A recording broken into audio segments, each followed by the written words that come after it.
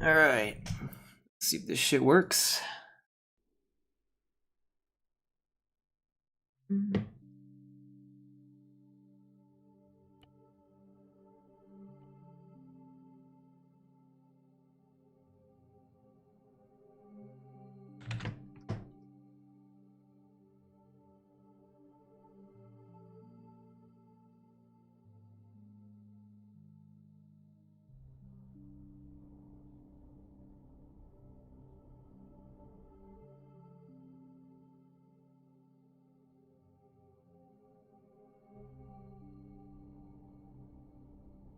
Alright.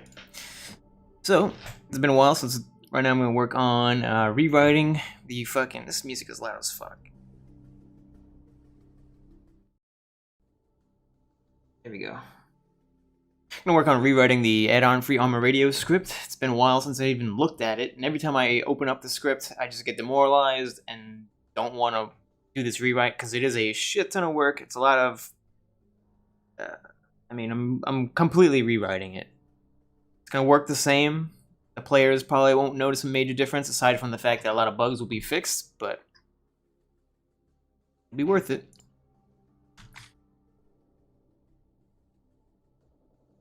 Let's get this open. The OEF in the name of the mission just stands for OnEachFrame. I'm gonna be using OnEachFrame instead of StackedEventHandlers. Supposedly that's gonna be the best way to fix my problem.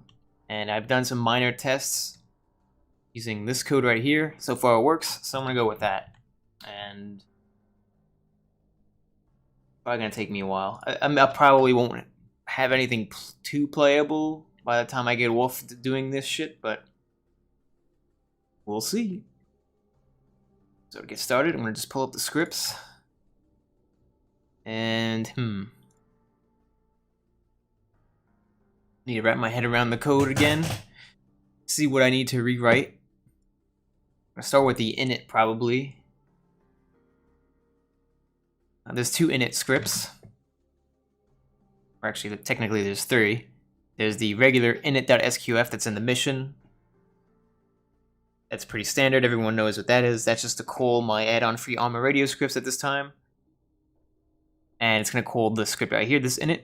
This is the first init or second init that's being called. The first init for the Addon-Free Arma radio script. My throat's killing me, and I feel like shit. So I'm sick and scripting. So if my voice cracks or I'm hard to hear, that's why. But I just wanna. Kind of felt bad. Some guy put a comment out about the radio script on the Steam Workshop, so I'm gonna kind of lit a fire under my ass, and I just feel like finishing this shit. I really want to be done with this radio script, and I can't proudly say it's complete until I do this rewrite. This is going to be the biggest thing I do for this radio script, and it's going to be worth it. I don't think it's going to be too impactful on performance. It will be heavier than OnEachFrame. DisplayEventHandlers, but it's going to work as intended. That's the biggest thing. I don't think you'll notice a difference in performance unless you're in a really heavy mission with a lot of shit going on. FPS is already shitty. At that time, that's where you'll start noticing slowdowns and whatever. Impact to performance because of this script won't be noticeable until it's like, the script itself is impacted from other shit going on in the mission. So with that said, let's get started. I'm just gonna read through this real quick. The biggest thing I'm gonna need to rewrite is anything that has the word display event handler, or anything that has to do with displays. Displays, the display event handler, all that shit's no longer necessary. The only time I'm gonna be using it is within the radio interface, which I'm gonna keep. That's gonna be used for configuring your radio, other little settings like your radio animation, stuff like that.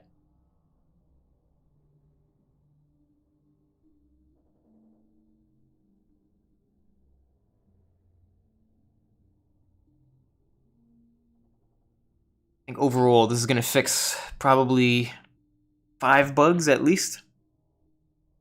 1 or 2 directly, and then another 3 or 4 indirectly. It's a pretty big fucking deal. So, there's one thing players will notice, it's what's not working. everything could be great for the most part, but as soon as they find out one bug, the negative impression is made and sits there. Alright, anyway. I'm not gonna rant, just gonna keep going. Alright, so filter for the word display. Nothing in here. But I'm gonna scan it just in case.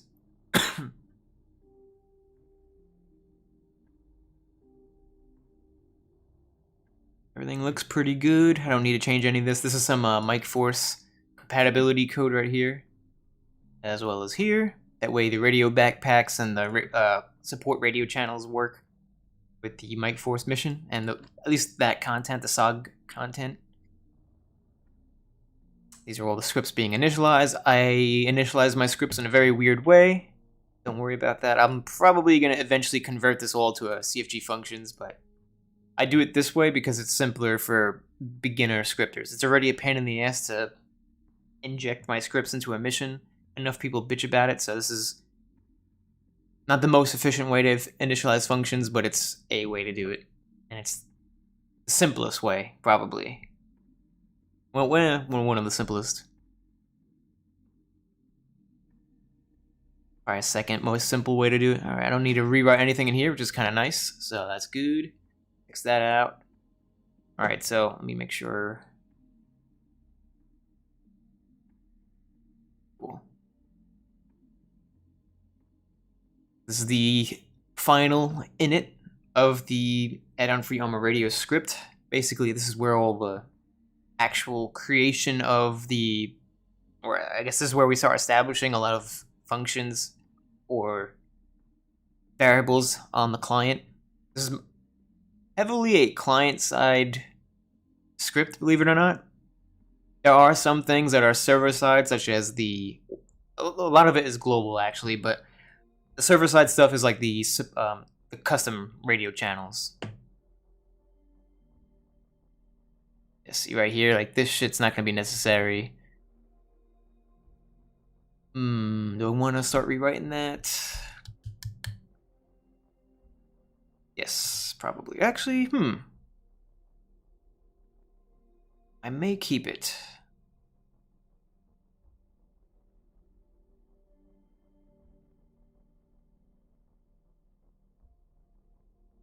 So I have an event handler here that blocks the voice over net keybind. Voice over net basically lets you hot mic, and I think it's a pretty stupid key binding, very dumb setting in the game. There's no way to disable it specifically, aside from doing it this way, where you add an event handler to the main display, prevent them from activating the voice over net key. It's not 100% efficient, but it's, as far as when I use the word efficient, that doesn't mean, it's not like the word optimized. It's optimized, it's just not efficient in the sense that if the player's in another display, for example, if you, one of the workarounds for a lot of what this script does is if you just talk in the, let's see, on the field manual, this is no longer display 46. Now you're in some other fucking weird display. So one of the workarounds, or one of the exploits, is to change your radio channels or hot mic in a fucking some other display that I can't even detect, pretty much. Or if you can, it's a pain in the ass. There's so many other displays that you could exploit in, so the whole display event handler method is not efficient, because I'm finding out that there's a lot of exploits with it, and it likes to fail a lot, in the sense that there's a lot of minor custom, even official interfaces that use displays other than 46. Right now all my functions work only within display 46 and 302. Oh, stupid annoying bug. Whatever the Zeus display is, let me see what it is. I think it's 302. Let's see if I remember right. 312. I was close. Even all this shit will, I'll actually, this is actually, it may be a decent optimization to get rid of all these, because I have many event handlers, display event handlers. And this is just with the radio script. I have other display event handlers with my combat realism scripts. With the mission itself, there's display event handlers for when you try to interact with a civilian, making sure you're pressing the key to interact with them. There's audio.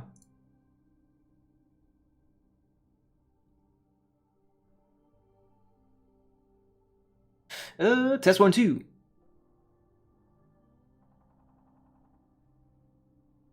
Oh shit. Am I muted this whole time?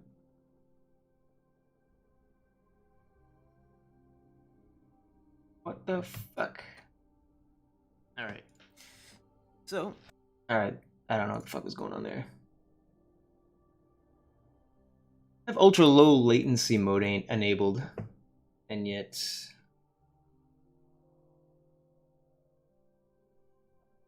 there's a major delay there. It's weird.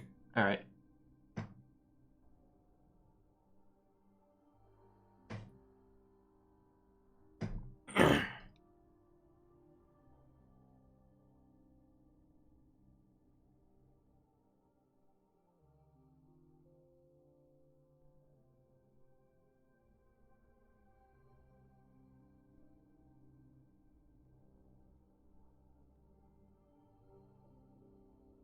Oh shit, maybe the fucking sound is out.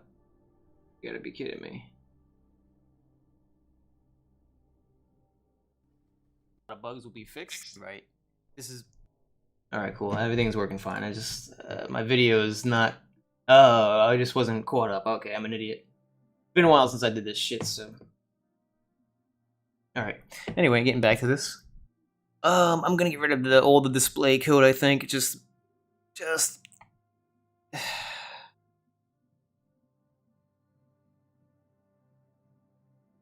Yeah, what I'll do is just this. Let's do this. Fine. Oh my fucking god. Stupid goddamn Notepad++ bug is so goddamn annoying. If you click out of the damn program, it fucking comments everything. Or it fucks up the formatting of the code. I don't know why. There's no fix. The only fix is to reinstall Notepad++, and eventually it will break itself anyway. I think if you update it, it breaks, something like that. I don't know how, but... what I'm going to do is...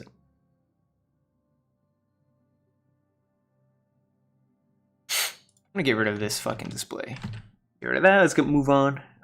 First off, before I proceed forward, I need to look at this function real quick. This is how you add stacked event handlers, and I'm going to be using the OnEachFrame, or each frame, whatever the better one is to use. Let's see.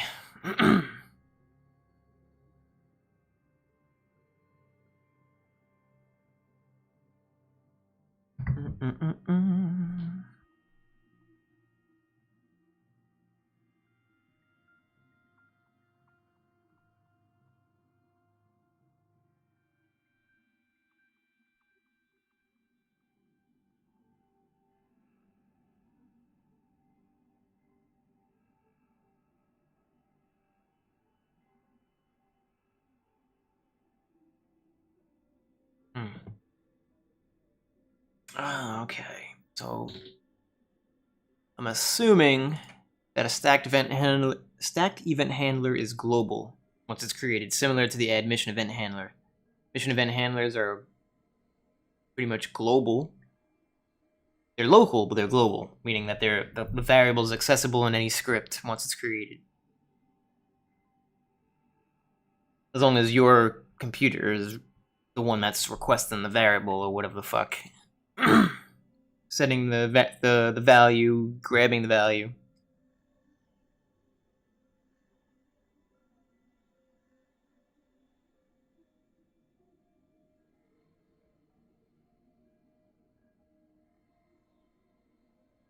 Okay, ID, event, code, arguments.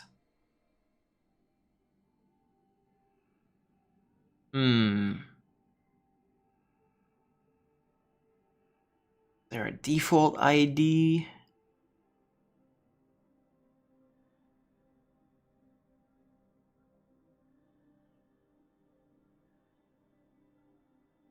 Oh.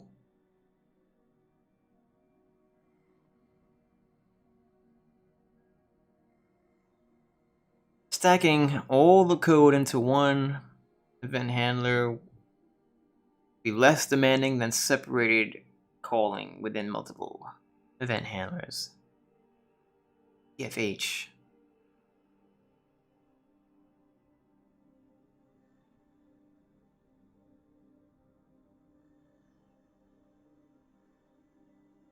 Per frame event handler? I don't know what the fuck PFH stands for.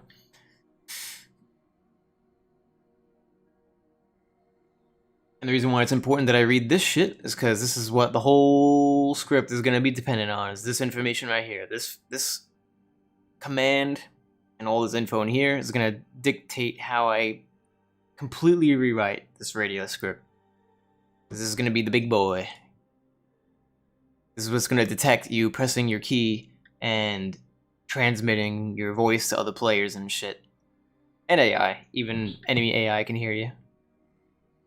It just alerts them of your position when you talk, when you're within 9 meters, something like that. I may have increased it.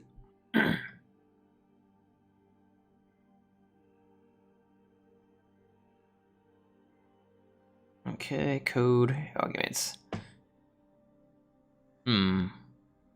Oh, okay. So I could actually have, man, do you really? I wouldn't want multiple on each frame event handlers. I want to keep that to an absolute minimum.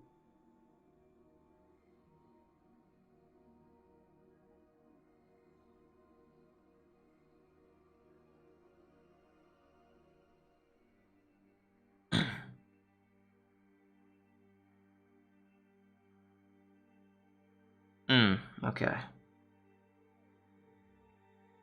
Okay, I see what this is saying now. It's fast. Yeah, that makes sense. Yeah, it's faster to have an event handler that on every frame, you know, having one event handler that executes code on 100 things than 100 things that execute 100 fucking things on every frame. That's common sense. Didn't even need to be that. Probably doesn't need to be even stated. So yeah, that's what I'm gonna do. I'm gonna be having as few on each frame event handlers as possible using a stacked event handler. So let's get started. I'm gonna start with there's these regular event handlers will say they're not bugged or anything like that. The issue is the displays. So display event handlers are the only event handlers that can be getting rewritten. So I guess it's not a complete 100% rewrite, but it's about 90% rewrite. So we're gonna keep this for now, kind of like a test. What's this here? Okay, yeah. Fuck. Some of you might be wondering, even though there's no one here, wondering why there's a. Oh, never mind. I do have it up here. I was gonna say. Usually you do a wait until, not is null, find display 46, and I didn't notice I have that already. I used to not have that. I think I used to have that in the other init.sqf, and I think just for consistency, I never had issues, but just in case, I put it in the script also. Also have a wait until player is equal to, or RP is equal to player. Set right on the line right here. This is important because let's say you start a mission where the player is not yet spawned in. You know, maybe you have to choose a spawn point, choose your loadout, whatever. That kind of prevents the code from initializing until you've actually spawned in physically. Damn. Fucking throat is killing me. Alright. Event handlers, everything's good. Keep going. This. Block mouse button inputs.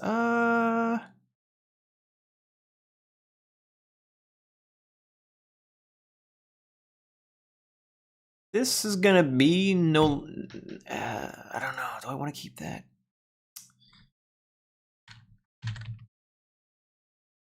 You know what, since I'm using this fucking command enough times, I should probably just keep it up here. Find display 46. Bring that one back.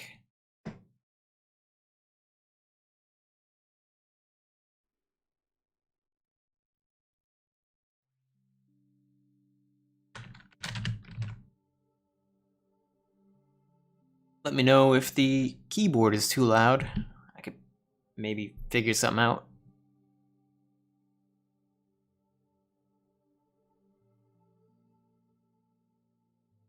Alright.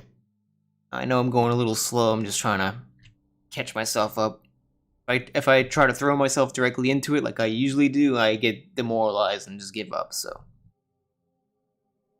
Gotta be a little patient in the beginning. And just remember how the fuck I'm gonna rewrite this. So I'm gonna start with, this is the code here, I gotta replace that actually.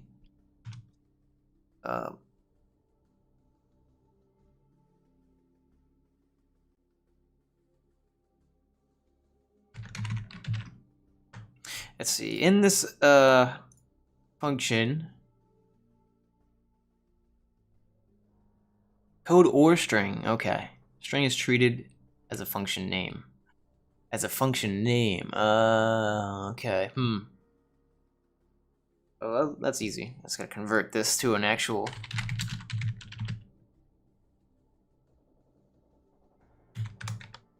Get rid of the quotes. That way it's no longer a comment or a string.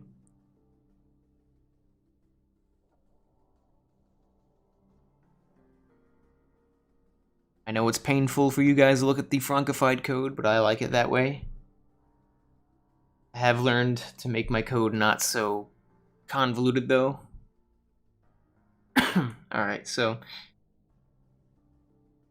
pretty straightforward. Yeah, just copy this. Alright. Even this display code isn't going to be necessary here. Display event handler.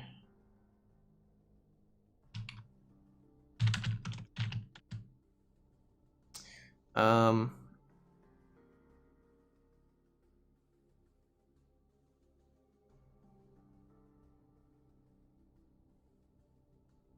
it's cool. It's code that you actually call, which is kind of nice. You don't have to spawn it. On each frame.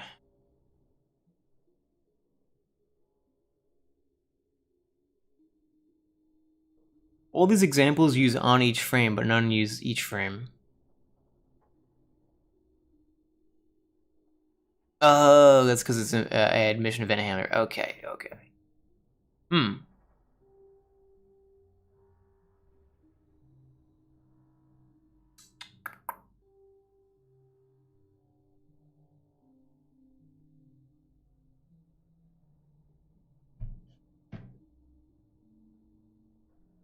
Okay.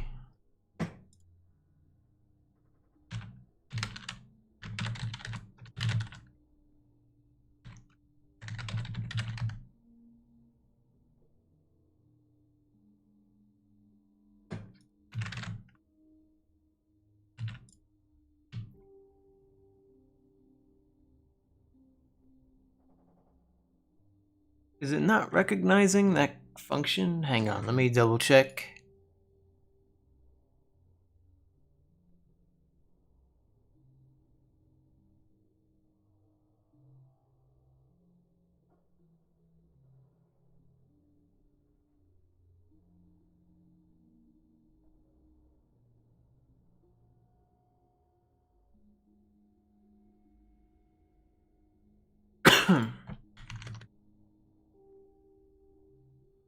What is that? Okay.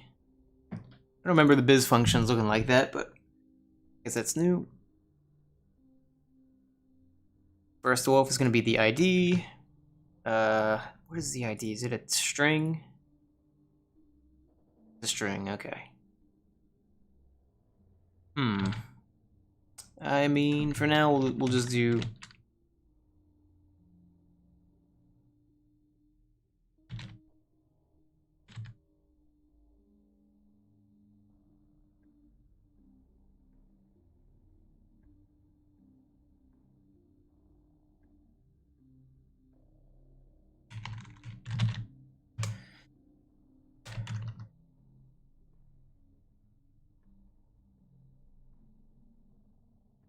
Okay, and then the on each frame. This is going to be code. Oops.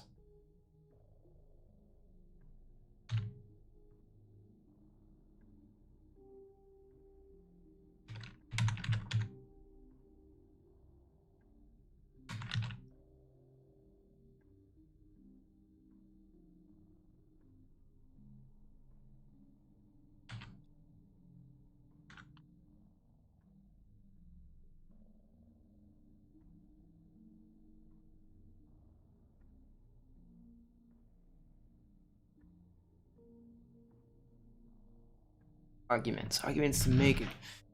Arguments. That's the shit to pass. So it's not a condition. It's what variables you want to pass over. Which in this case, I don't really want to pass over anything. Do nil. Basically means I don't want to pass fucking anything over.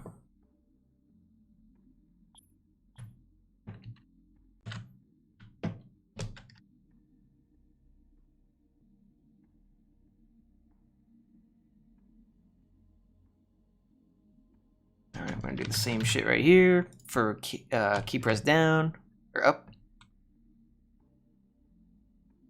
It's this shit right here. Wait.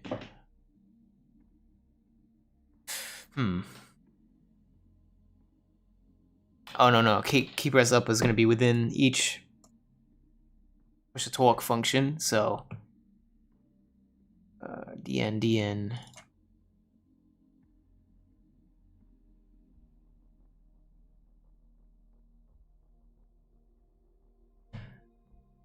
Oh, there's so much display event handler code. Fuck, this is gonna take me a while to actually finish, but I just want to get the base done. So the base of this rewrite is dependent on this the init.sqf that I'm working on right now. It's really not going to be that bad rewriting this shit. Got to do the dn, which is key press down script, and the up. Where the fuck I put that? Here. And then there's like minor display event handler code in each script that basically it's specific to each channel. Because I thought it was a great idea to I thought it would be an optimization to make each channel have its, how do I explain it? I mean, it's easier if I show you. Where the fuck did my scroll bar go? Well, anyway, so this is for, like, if the player presses down if you happen to have your keybinds set for each channel, I personally just have 2 channels set up, which is direct and just regular push to talk. Push to talk will activate on whatever channel you currently have selected, and then push to talk direct is so that you specifically talk in direct no matter what. You could just select the group channel, but then when you press the push to talk direct, it makes you talk in proximity chat basically. And when you let go of that key, it puts you back in the group chat.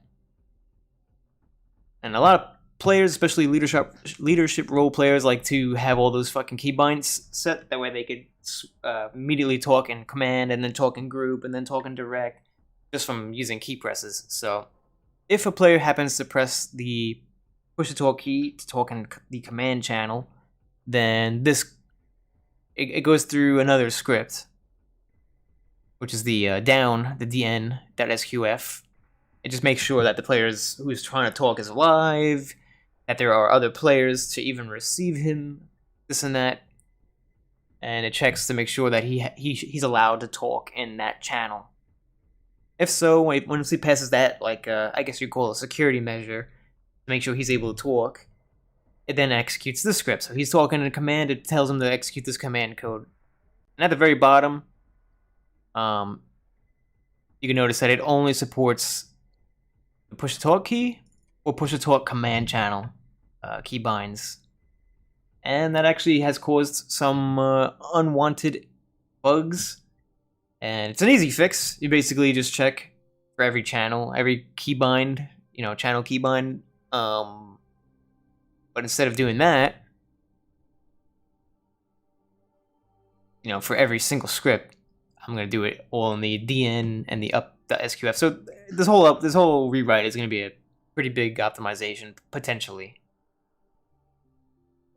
and fix a lot of inefficient. Like this is inefficient. It's better for performance, yes, but it's unnoticeable, the performance. So it was a stupid idea. I went down the rabbit hole of this fucking idea, and then it's just a pain in the ass. Now I'm gonna suffer for it as I rewrite this shit. But anyway, let's do that now. Actually,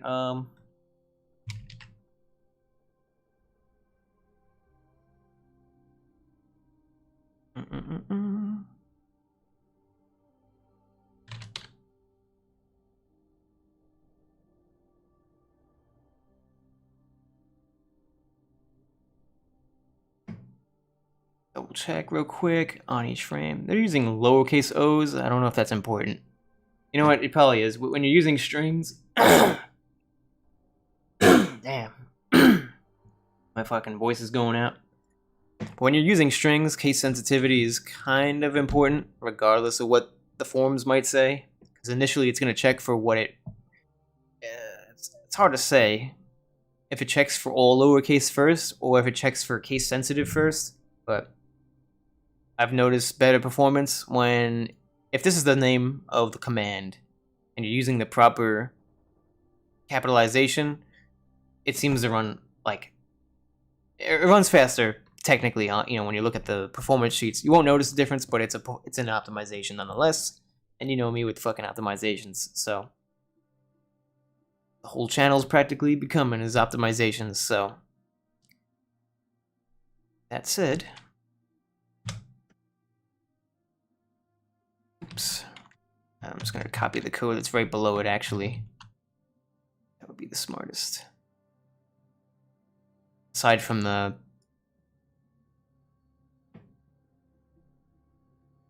poor checks for channels, call r_up. Alright. It's as simple as that. That was an easy rewrite, so I'm going to fucking delete that code.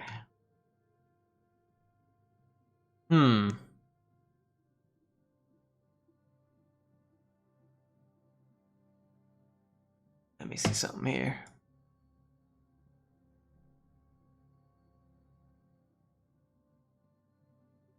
I'm gonna do a little test.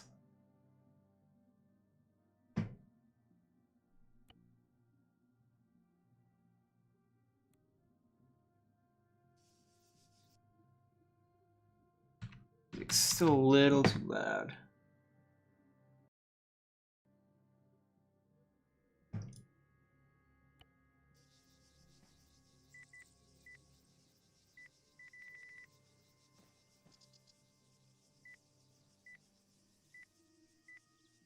That's basically executing a sound effect every time I press the push to talk key.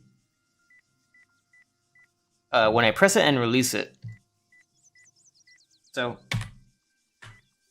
you hear me press and release it. So that's working. This is just a fucking prototype code I wrote last night.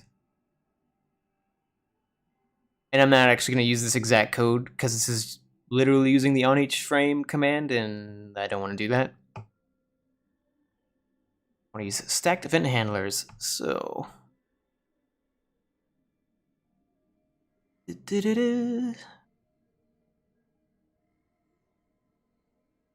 Oh, that's right. I gotta rewrite it this way. Fuck. Alright, let's start by rewriting this example code the way I'm actually gonna write it. Yeah, write it. Where the hell is my code?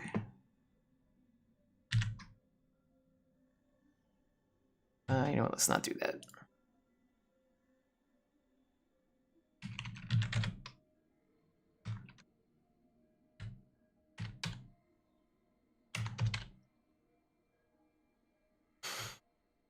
No, not an array.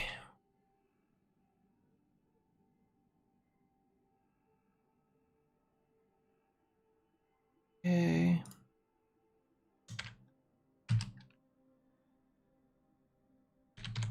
And we're not going to pass any arguments. I don't think I need any arguments to pass. Like maybe,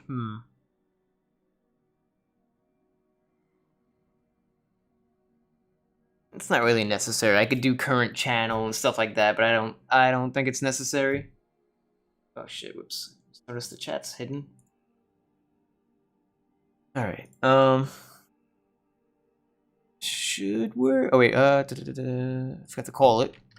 Call is function add stacked event handler.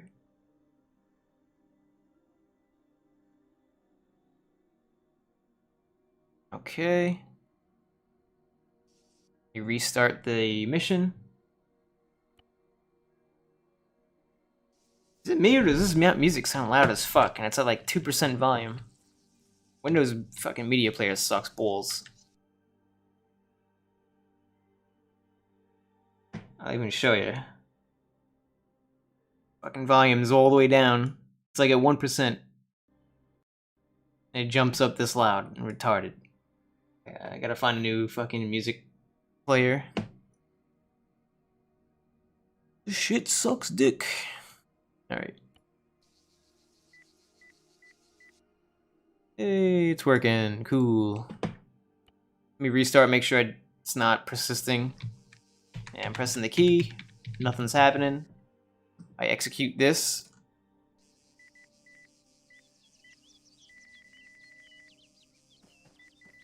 It's a lot more sensitive because it's checking on every single frame for it. It's basically, I want to say it's executing this code, at least this much right here.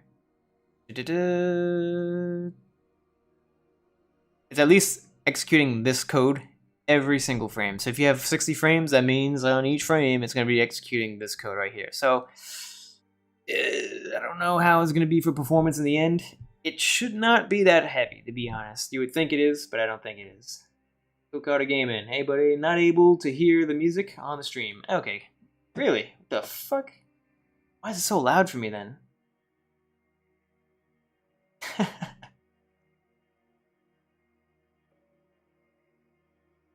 Weird. I was fucking with the audio a couple hours ago, and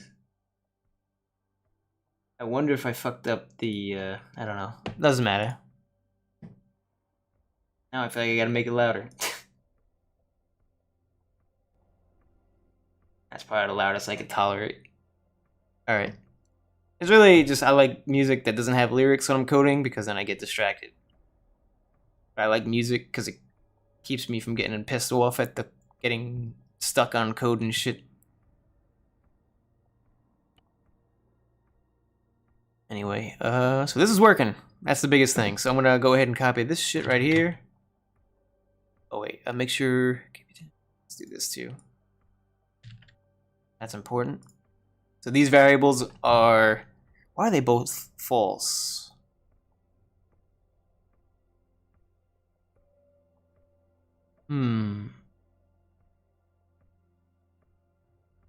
That's weird. Let me see something.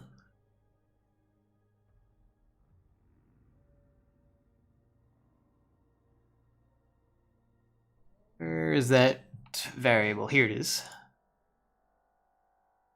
Okay. So those variables are getting set up in the down and up functions, so not a big deal. All right. Doesn't matter. Let's go back here. Oh, that's a lot of code.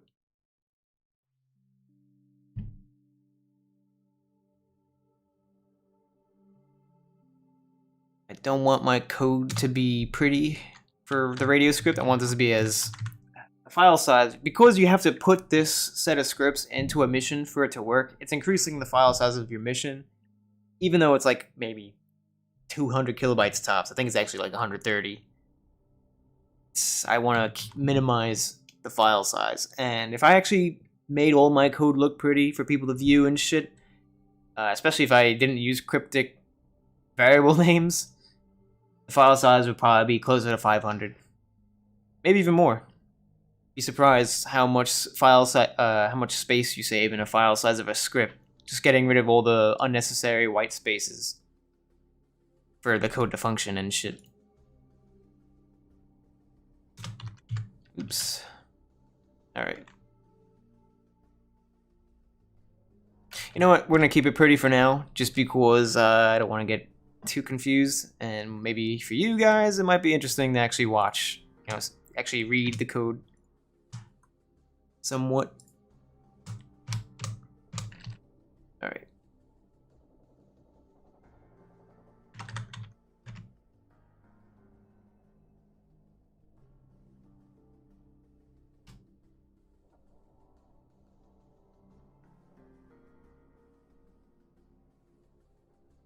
So I guess to explain how this is going to work is, again, it's going to be using a OnEachFrame. So OnEachFrame is going to be doing a brief check. And this is actually really fast code right here. I mean, probably, let's see what the speed is, what the impact is. Just to see. I'm actually curious.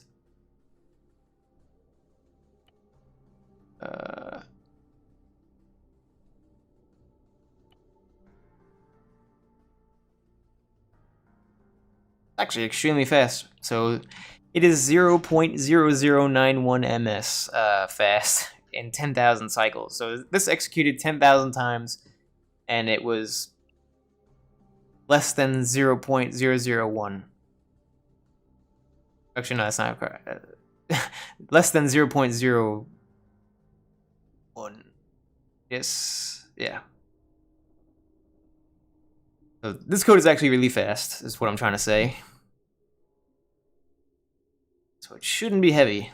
Actually, I thought it was going to be way slower, to be honest, but it's cool. There's going to be more code I got to throw into it, actually, so that gives me a lot more room to... gives me a good wiggle room to add more shit, which is what I'm going to do. So we got to check for all kinds of things when we're using this script. We're going to check, like, you know, does the player have a radio? Is he alive? Is he able to breathe? Does he have a fucking... does he have a rebreather on? Or some shit, you know. Does he have a radio backpack? It checks for a bunch of things, and, are you in a vehicle? It depends what you're trying to do when you're pushing the talk.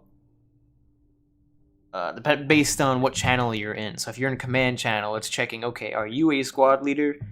And are there any squad leaders that you can transmit to?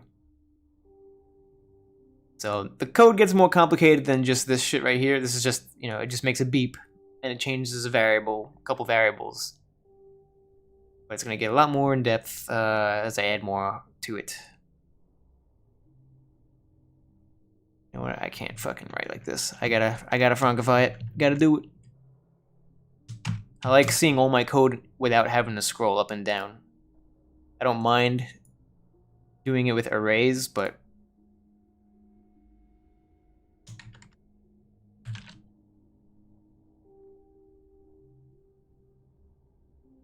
all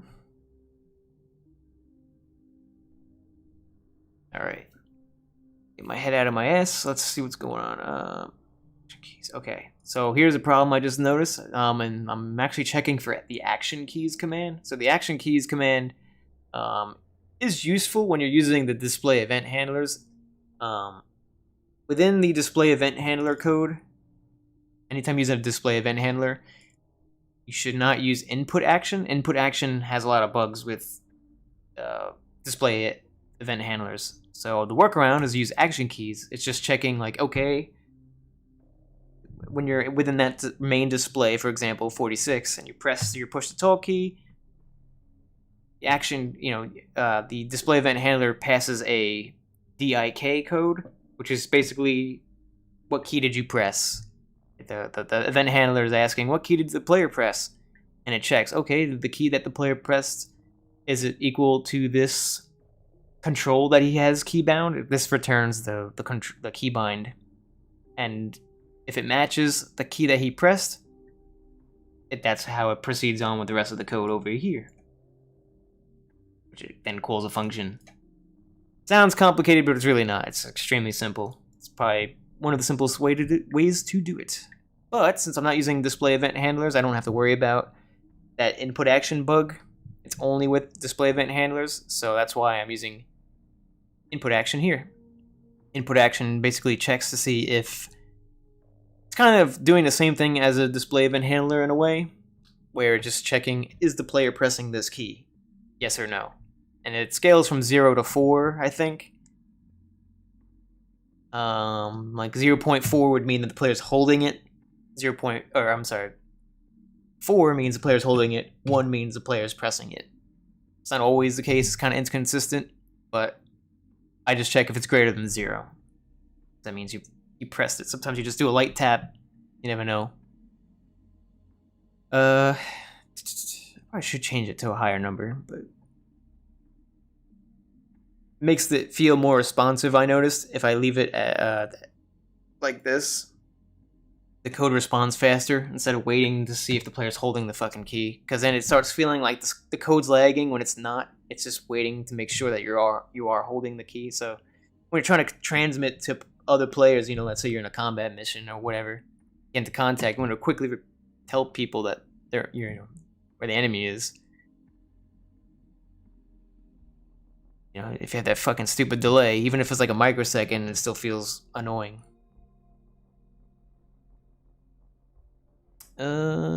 What the fuck was I gonna do? Oh yeah, input action. So.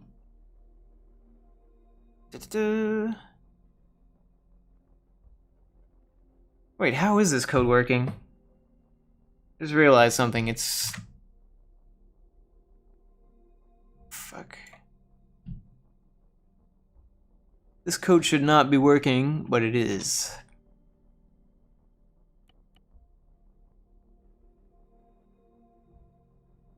Oh, never mind. I'm not using it. Okay. I haven't changed this part yet. Alright, it's up here. Okay.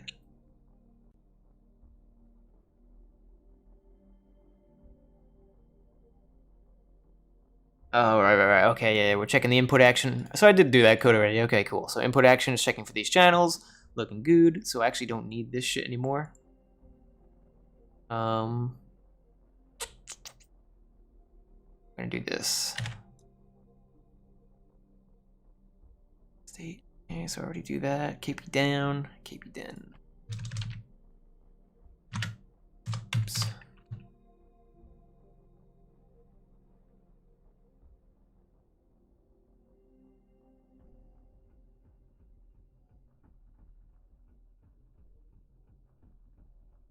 Keep pressed down. I'm trying to think. I know it's boring to see me just scroll up and down and stare at the same code forever, but it's just I want to make sure I do this right. I don't want to keep rewriting this shit. Keep pressed down. Right now I'm looking at this ID and I'm like, is this gonna be a problem? Should I make it more specific to the key press down, or should it just be a general thing? Probably should have two.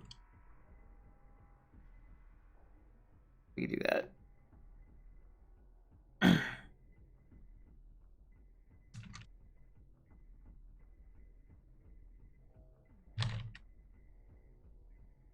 I like to keep my variable names short because it actually does improve the speed of your scripts, especially since it's using a fucking string as the ID.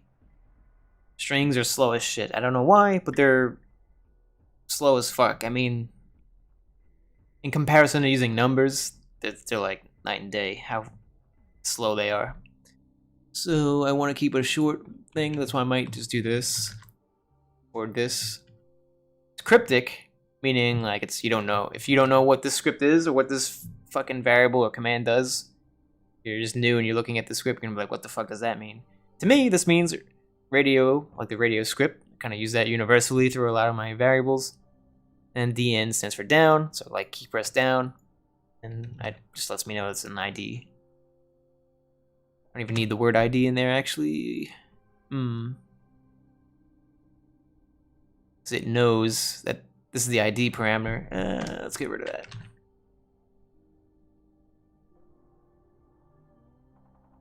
that. Let's keep it long. Let's do that. AFAR down.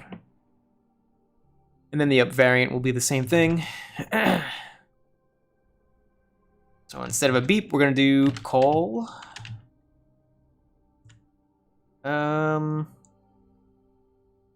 What the fuck is the function? Is it RDN? Yep, R_DN.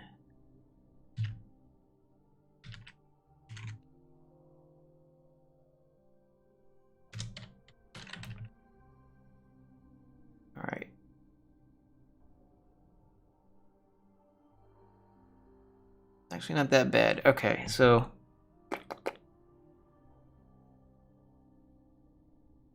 ooh, I am gonna need to rewrite a lot more. Shit. So this is actually an efficient way to do it. Basically, like I said, it's checking, okay, is the player pressing... It's actually storing whether the player is pressing any of these keybinds or not. If the player is not pressing any of the keybinds, then... I should have two. Two on each frame event handlers or one.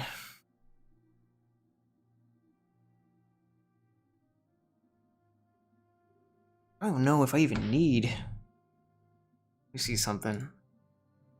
Let's go into, like, let's say command channel here.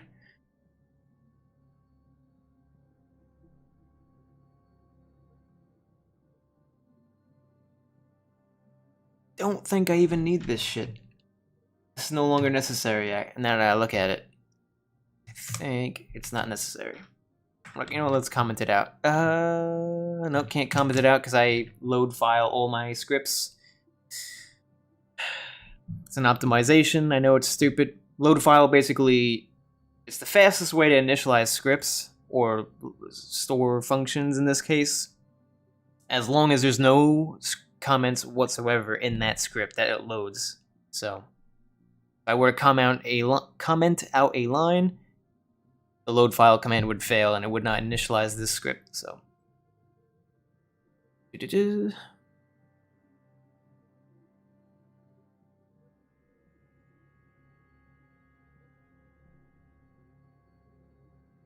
a sip of coffee, make sure I don't need to rewrite anything here. I don't think I do. You know, I've been stressing about rewriting this whole fucking script. I'm starting to realize I may not need to do almost anything. It may be a lot simpler than I thought. It's like I just do it all right here. Just like this. I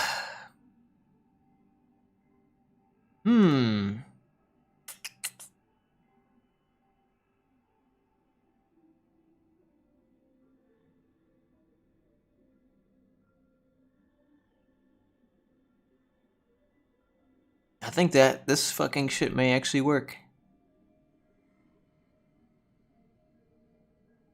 Let me check my down script real quick. Does it check for this function or this variable at all? It does not. It just sets it. Holy shit. This may be really easy to rewrite. That'd be fucking awesome. I may have been overthinking this shit for the longest time. A lot of like unnecessary code now that I look at it. Like there's a lot of shit that's all this display event handler code right here is I have to keep adding and removing the display event handlers because it's the only, as far as I know, it's the best way to like prevent spamming of the event handler. And it's also to make sure it's the event that the display is there to add it in the first place. These two lines are fucking useless. Keep it up.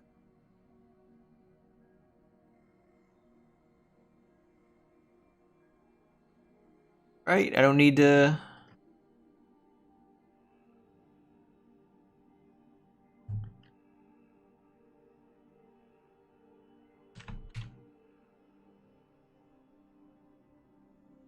Okay. What is the point of this? Why the fuck do I, Oh, okay. It's adding the event handlers to the... It's an optimization, since I'm going to be copy and pasting this code twice, because it's a event, like I said, you can only add... how do I explain this? To make the radio script work within running, when you're running around and shit, as well as when you're in Zeus, those are two different displays, believe it or not. So I have to add all these fucking event handlers to each display, and that's why I do this. So for the you as a player and as Zeus. Like, let's say you're running around, you're a player, you're shooting shit, then you press the Y key, you become Zeus. It actually you go into another display, and there's nothing I can do about that. So I have scripts and checks here to add and remove the displays based on whether the fuck you're in display 46, which is when you're running around shooting shit, and display 312 when you're in Zeus. So we're gonna get rid of all this shit. It's not necessary. We don't need to delete event handlers anymore. I think. I fucking hope. We have a check here whenever you press the key down. Checks to make sure that, you know, are you dead? Are you not able to breathe? Are you hidden? The reason why I have this is because I actually use I still use BRS. It's what the fuck is it called? Bangabob's respawn script. Back in my Pakistan insurgency mission. And it's a spectate kind of respawn system. You can spectate players in your squad and spawn on them. And technically your player object is actually created back at the base and it's hidden. So that's why I added this. I think this is also when you're using the default Arma 3 respawn template, like the one where you can see the map and choose the spawn locations, I believe is object hidden player is equal to true. So that's also why I think I added this. In case you have used the endgame fucking scripts or whatever. Modules. So yeah, it's checking if you're dead and all that stuff, and it'll exit out if that is the case.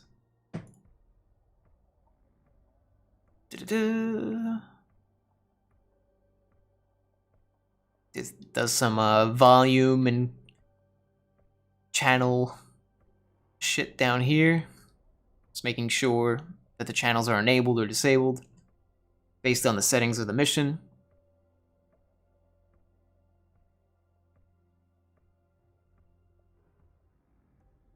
See, I got this over here as well. This is also not necessary, where I remove the event handler. I hope I don't have to do that.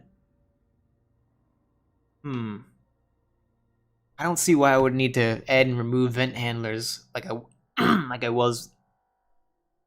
Now that I'm using the OnEachFrame shit. Action keys. We're not using action keys anymore. Oh fuck.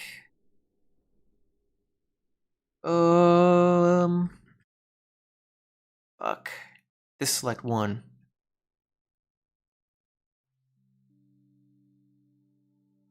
Oh, fuck my ass. Alright, so we gotta go back to the init. So instead of 0, we're gonna change this to...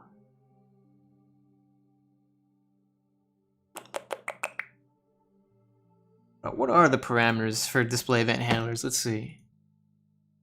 Script. Display add event handler. The arguments. Or the... yeah, the arguments.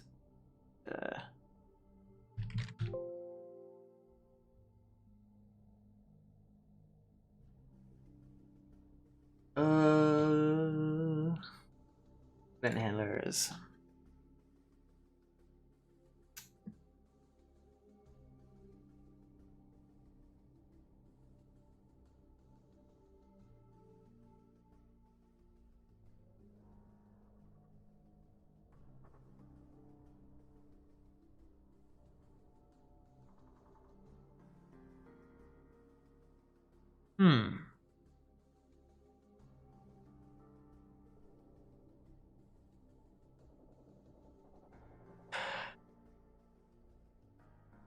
I know I've seen it before, where it shows...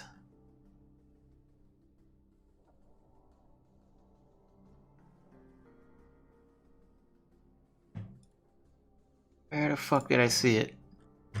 Not this. Am I blind?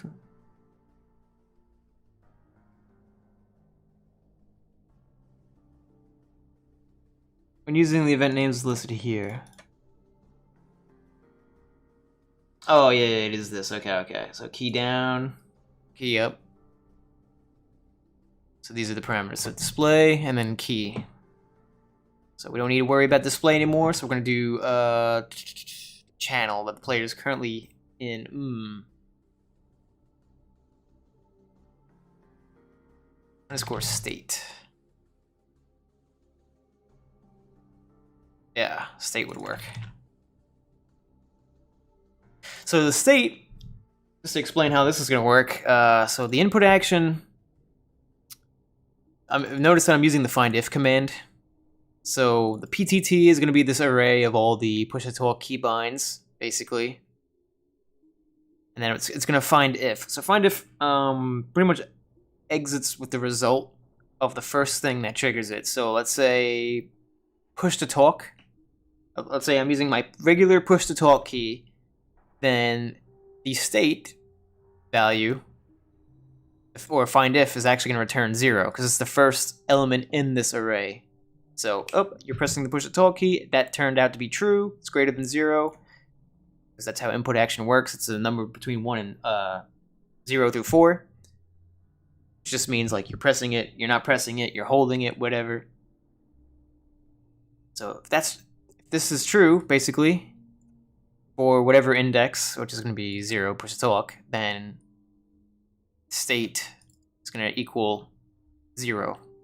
If I'm pressing the push-to-talk direct keybind, then this value, then the state's going to return 2. You get it? 0, 1, 2, 0. So depending on what keybind you're pressing in this, that's listed in here in this order, is what's going to be stored as the state. And we're going to pass that state into the function of when you press down the key or release the key. That way it knows, is this a private variable? I probably shouldn't do that. Oh, we can just do this. Fuck it.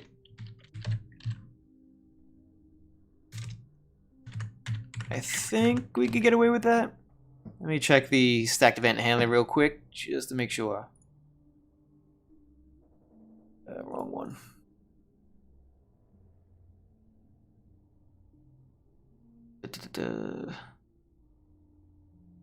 What was I doing? I just forgot. Oh yeah, the underscore this. I saw it saying in here, all event handlers accept user arguments, which are passed to the event handler code in underscore this variable. Oh, okay, yeah, it's obvious. Yeah, it's like, so that's basically stating all this code that's within the, these brackets for the biz function add stacked event handler. If I happen to, let's say, I don't know, this, or if I passed underscore this to R up, then this is actually going to be the arguments that are going to be set right here, which we're not going to do that. Not necessary, but it's cool that it exists, I guess. Back to the editor real quick. Just not simulating the world and all that. What's next?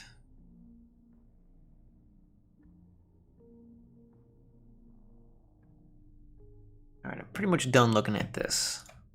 So I'm going to go back to my down script here.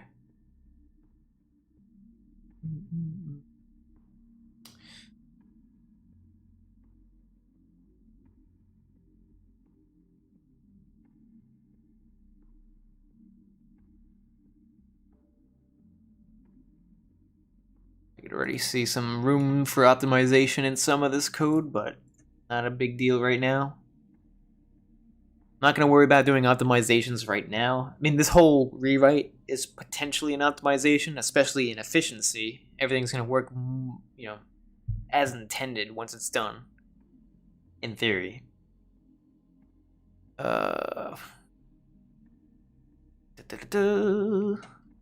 Looking for the action keys. Here we go. In input, action.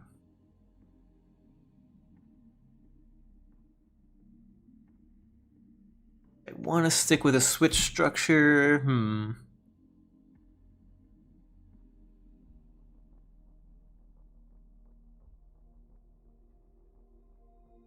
could either use a switch or a find if. Trying to think which one I want to do. I'm not sure which is faster. I wonder if it says actually. It may actually say find if faster. Find if. They may use it as an example because it kind of works the same way. Searches for an element within blah blah blah. It's basically the same fucking thing. I would imagine it's faster, but you don't have to define each step. That makes sense. I don't know how to explain it. Each case, basically.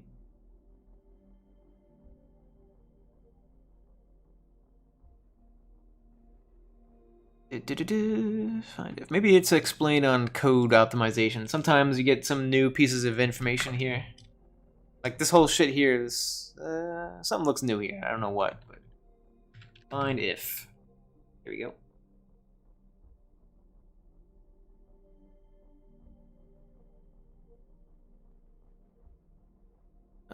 They don't seem to mention the switch.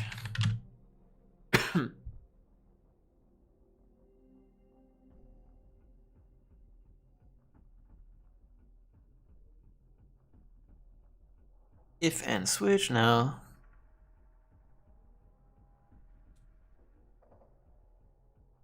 Damn it, it's not specifically stated, so that means I'm gonna have to test it myself. Kinda sucks, because it's kinda going out of my way to do that, but...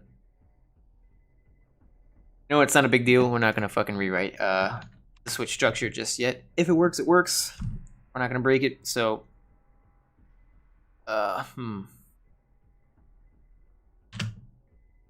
Oops.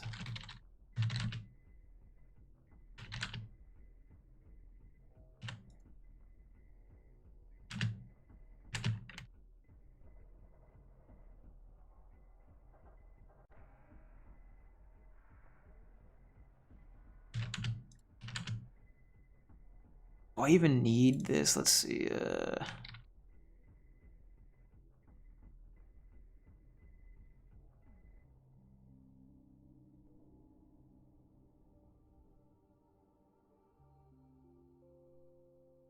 You know what? Okay.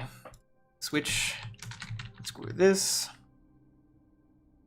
I know what I need to do here.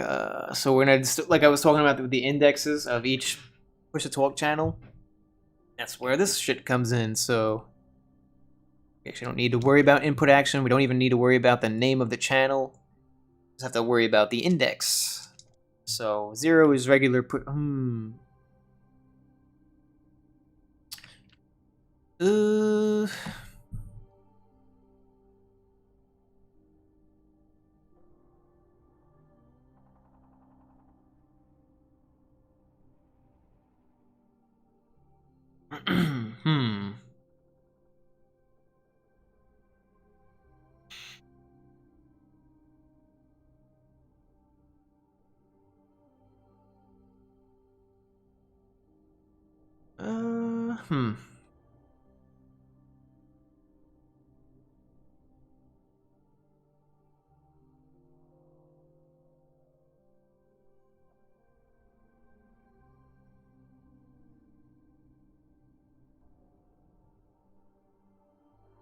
There a global...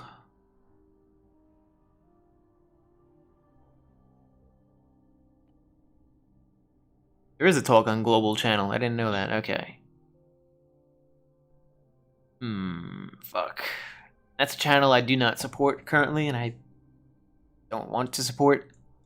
Same as VoiceOverNet. Those are two channels I'll probably never support just because they're trollable.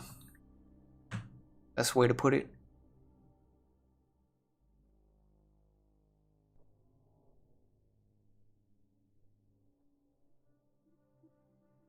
Damn, how am I gonna do that? So here's the issue I'm running into right now. Not a big deal. Gonna be easy to think about around it, but double check input action. You know what? This should be fine. Should be fine.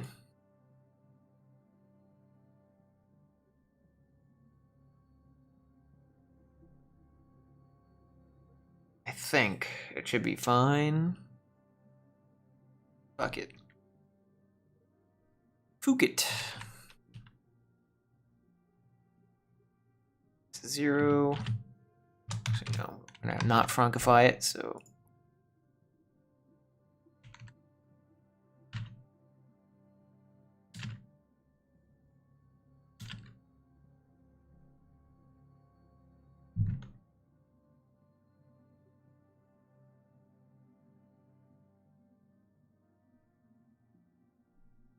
Oh, you know what? Let's do this.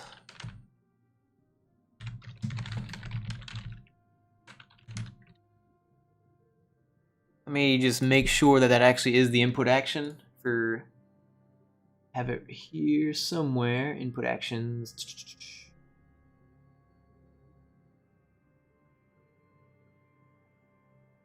Maybe I don't.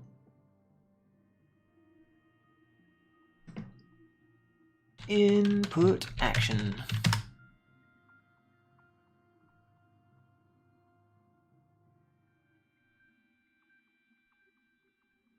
Push to talk. Ah, push to talk all. That's what it's called. I was gonna say, I don't remember global keybind. Okay.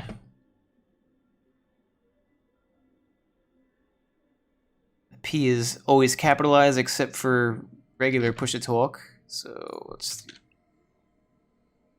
For whatever reason.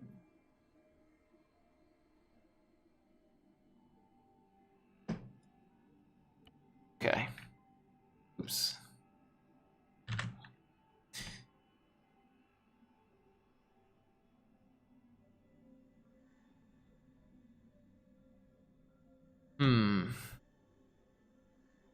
If it's 0.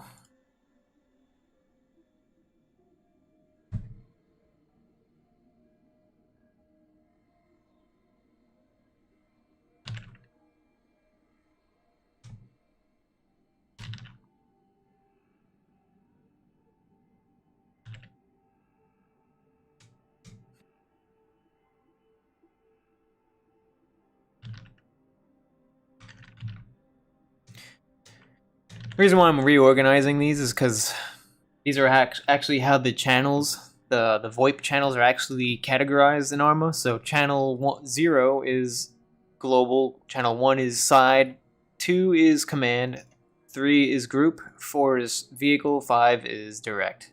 Channels 6 and beyond are custom channels. So you can add a total of like, and there is a limit to how many custom channels you can add. And each custom channel is global. So there's like a hard limit of fucking, I think like 13 or less, maybe less than that, custom channels. Maybe 9. 9 to 13 custom channels, so. Maybe they'll change that in Arma 4 if they ever make it.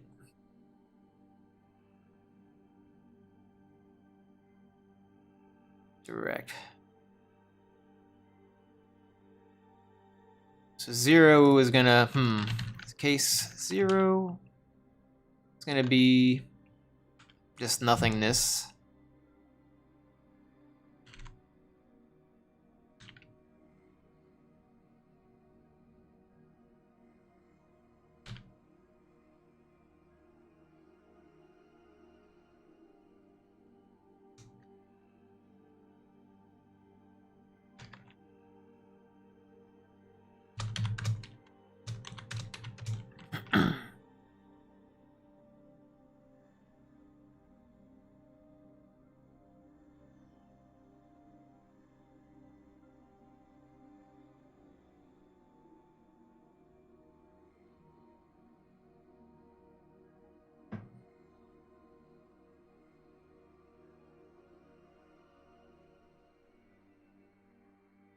Okay.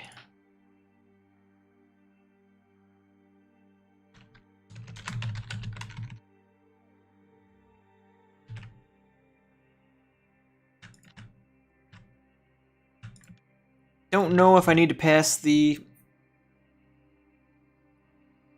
state to the next code, but I'm going to do it anyway just to be safe. Alright, so this part is almost done. This is just when you're pressing the key down. Now the next is going to be when the... I could do the key press up, but before I do that, let's make sure that...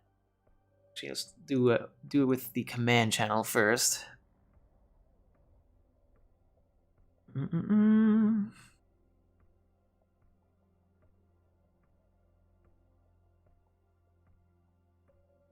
Okay. Alright, wow, I don't think I really need to change much. I think I need to just delete one fucking line of code on each of these scripts. That would be amazing if that's the case. Rid of this shit. File size wise, there's actually maybe an optimization in that. Surprisingly, I actually could get rid of the Zeus code as well.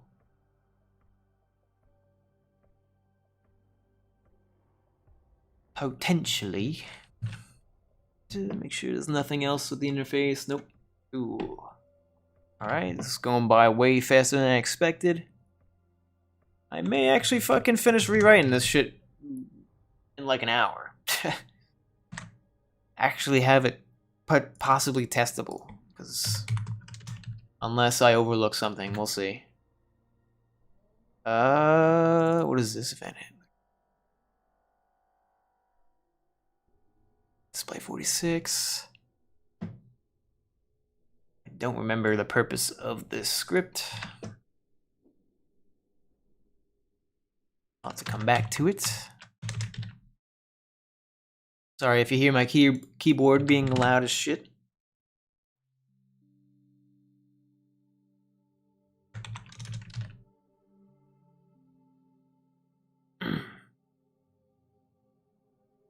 I feel like I'm definitely overlooking something.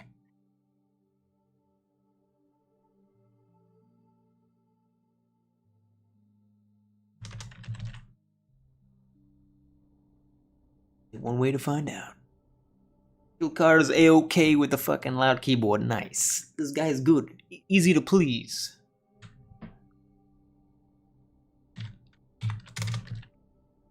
We're almost done. I think. Alright, anything in here? I don't remember anything in this script. No. Nope.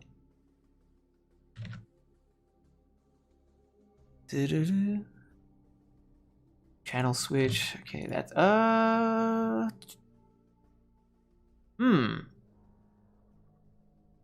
actually forgot about that. We're gonna keep this display event handler.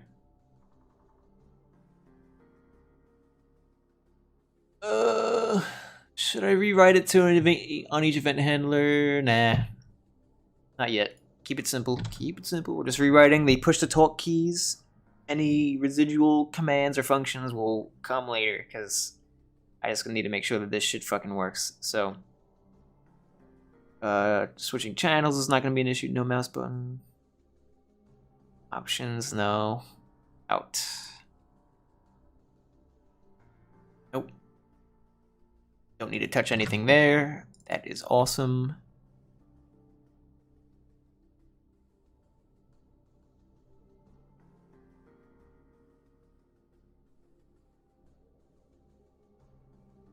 Surprisingly, nothing in there. Really? Huh.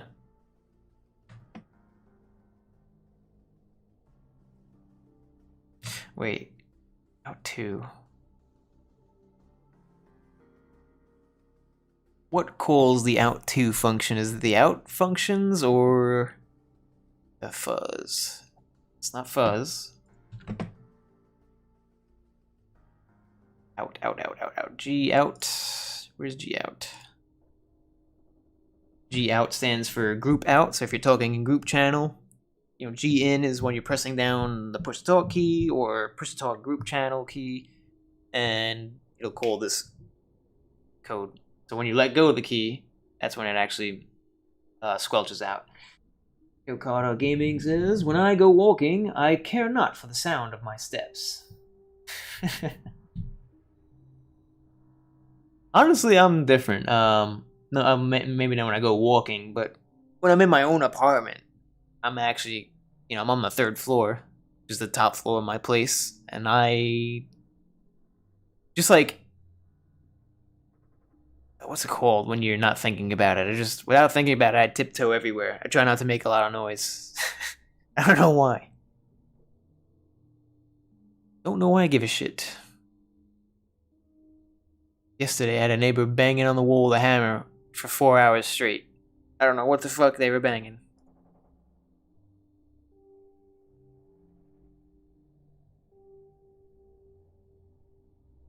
But thankfully, I have a headset.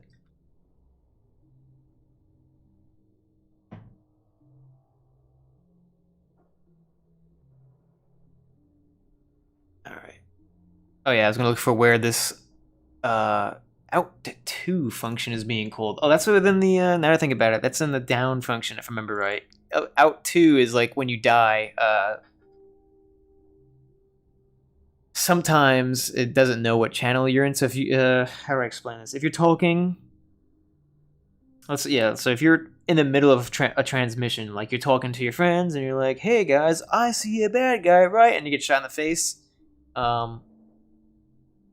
It cuts you off, and so to prevent you from still talking in that channel, I have a function that kind of kicks you, like hard forces you into another channel. I think it's direct channel, something like that. When you're dead, direct channel, you can't transmit when you're dead. So I think I do that, or I put you in vehicle channel, something like that. I forget. Make it inaudible to simulate that you are dead. Because in default Arma, even if you're dead, you can still talk in the channels.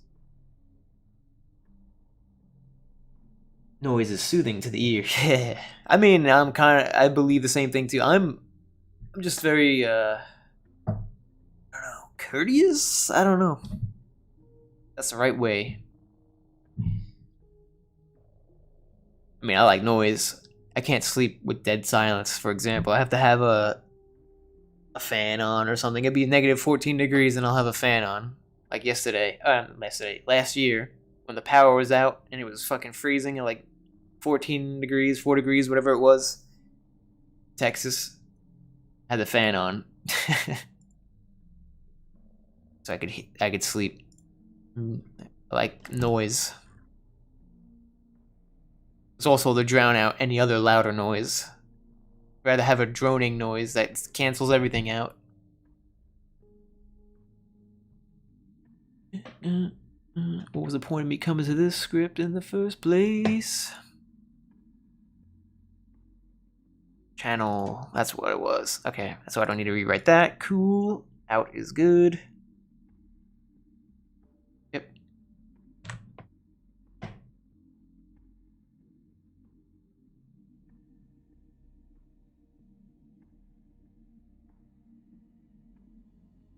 Previous channel. That's a channel switching function. We're not gonna fuck with that.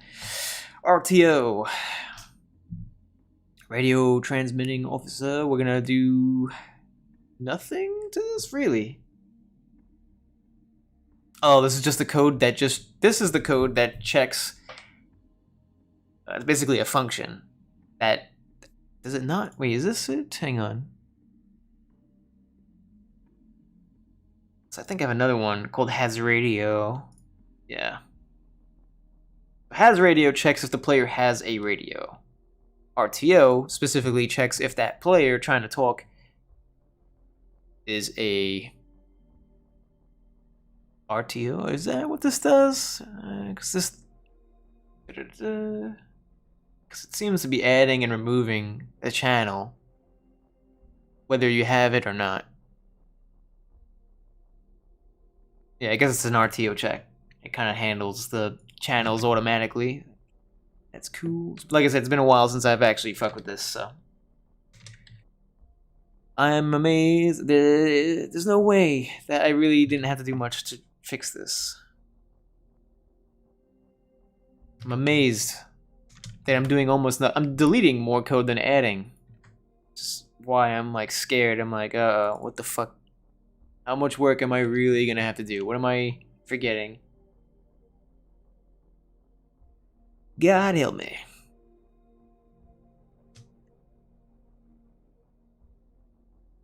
Alright, Some more display event handler code that we're gonna get rid of because we don't use display event handlers. Well, we do, but not for important shit.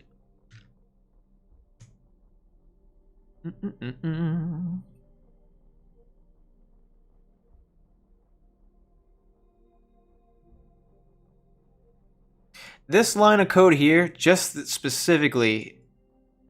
Oh wait, this is actually the wrong script. Where the fuck is it? Here. This code right here. This scares me.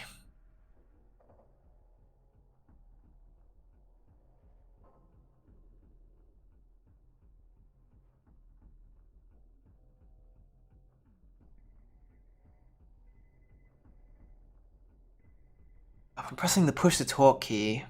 Let me try. I gotta do another test.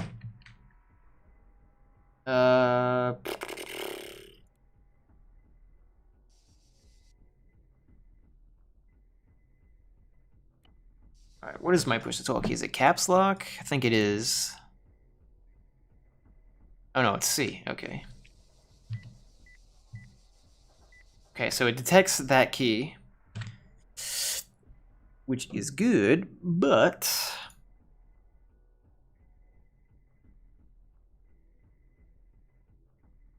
oh, oops, I noticed I didn't put in the push to talk command. A push to talk with the lowercase p in the beginning.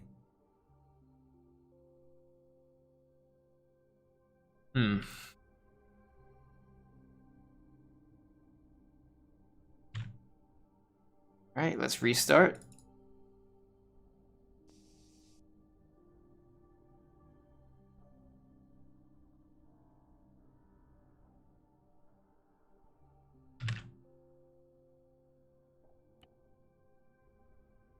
Uh-oh. Ah, shit, what did I do? KPDN, type string, expected bool. KPDN. Type string, expected bool. Oh, because... Oh, that's true. Alright. I did not think about that.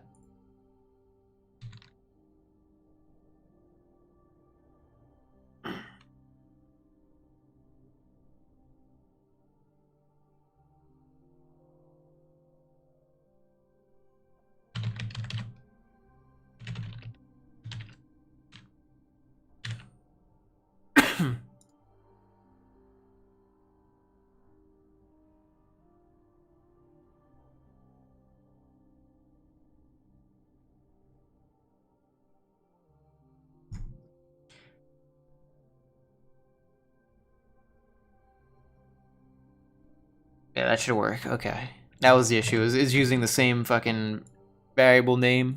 There we go. Oh, it's still not working. What? KPDN. Type string, expected bool. Let me restart the mission. It may be fucked.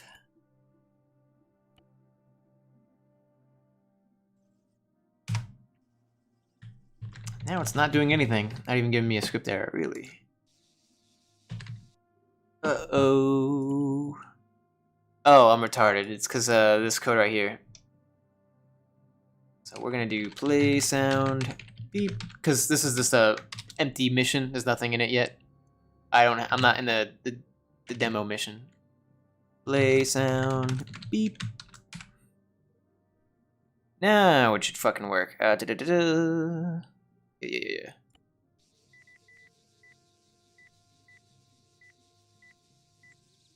Key down, key up.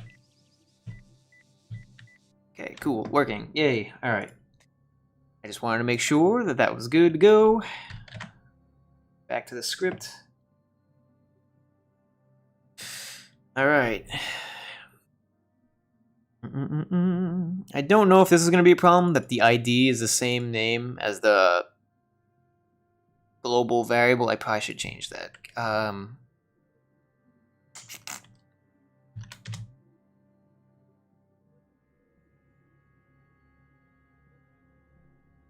Key Key press, key release. How do we do that? AFAR stands for Addon-Free Arma Radio. That's one of the ways to identify it. Could also do R_key, but we're not going to do that. It's too cryptic. In the sense that it may be used by another project. But yeah, looking good. Almost done with a almost testable thingy. This is no longer necessary, as far as I know. None of this shit is actually. Need that. Yes, nice. Oh, that's the next test we could do. Let's put in a Zeus. Make sure it's Zeus compatible out the box. Game master.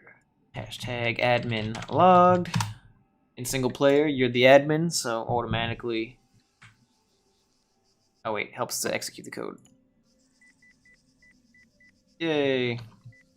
Works in and out of Zeus without me needing to create any additional scripts, so that's fucking awesome. I can actually. I could save at least 3 kilobytes. Yay! Not a big deal, but I like my kilobytes, god damn it. Especially in Arma when it takes fucking 40 minutes to download a mission that you're trying to join in multiplayer. I could download 8 megabytes normally in an instant. Because the instant I let go of the left mouse button from clicking download, it's already done. When it's an Arma, you're downloading the mission file. I gotta sit there for 5 minutes. I don't know why that is. No fucking idea.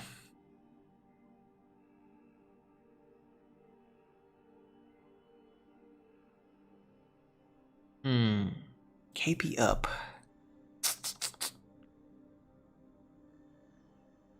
Yeah, we don't want that.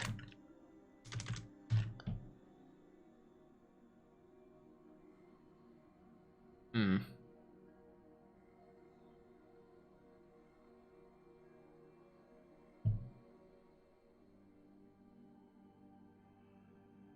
Mm-mm-mm-mm.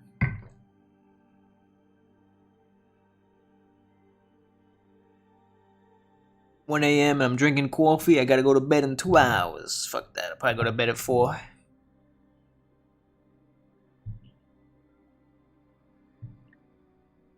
Gotta wake up for work at the 8:30. Maybe I shouldn't go to bed that late. Pretty motivated now. I didn't realize how easy it was gonna be to rewrite and redesign this. Hopefully I'm not speaking too soon.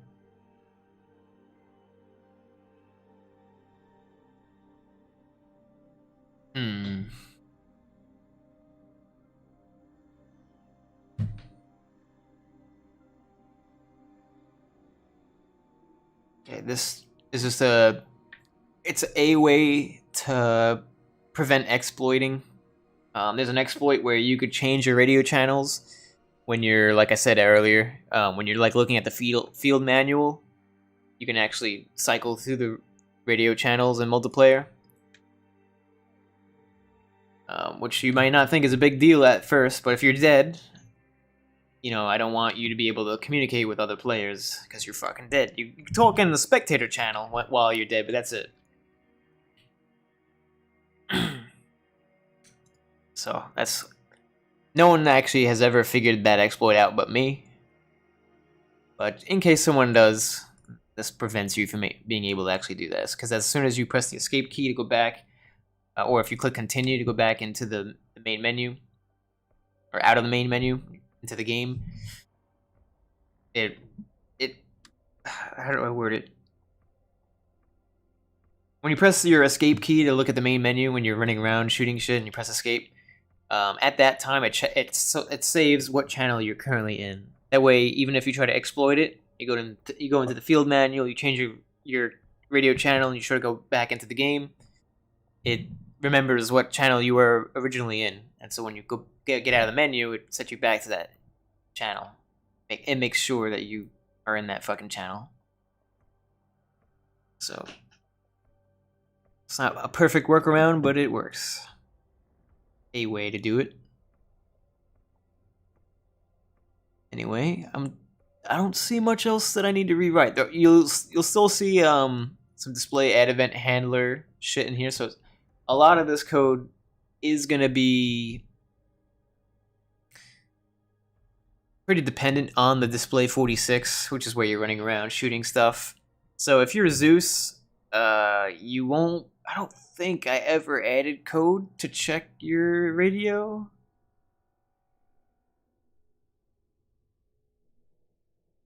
Yeah, no, I only have it for when you're running around shooting stuff. So when you're in Zeus, you can't open up your radio to cycle through the channels. You'll have to use the keybinds, or if you have the keybinds disabled in the mission so that they have to use the radio interface, then you also will have to use the radio interface. So you'll have to actually exit the Zeus interface to fuck with the radio, if that makes sense. So maybe a minor inconvenience, an easy fix really, if it's that big a fucking deal, but you just have to exit Zeus for a second, open up your radio, cycle through the channels, whatever, and go back into Zeus. It probably is a pain in the ass now that I'm thinking of it, but out loud, but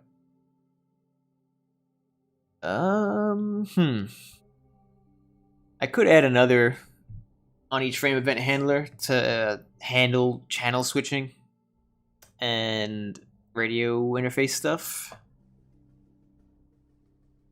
I may actually do that, but not right now. Let's just make sure that the current rewrite is working as intended. If so, amazing. Get some sleep. Well, I slept kind of late, too. I woke up at like 1 in the afternoon, so I'm not exhausted. I mean, I'm drinking coffee just because it makes me happy. Actually, don't need it, but... And besides, my job is currently very easy. The work they're giving me is retarded. It's like... Makes no sense that they have me even doing it. I basically do nothing. I confirm that tasks are already handled, and I watch podcasts all day as I do it. I make a couple phone calls, put in a little effort, so I can't get in trouble, but it's really easy. So I don't need that much sleep, if I'm being honest. And I work from home, by the way. I'm sure practically everybody does now, but when you work from home, it's not as exhausting. I don't have to worry about traffic. I don't have to worry about commute. None of that shit. I don't have a meeting tomorrow, as far as I know. So yeah, I could be zombie brain, get by. I'm definitely overlooking something.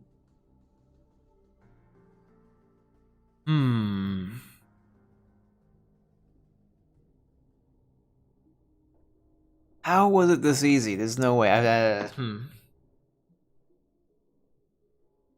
Oh, right. I gotta rewrite the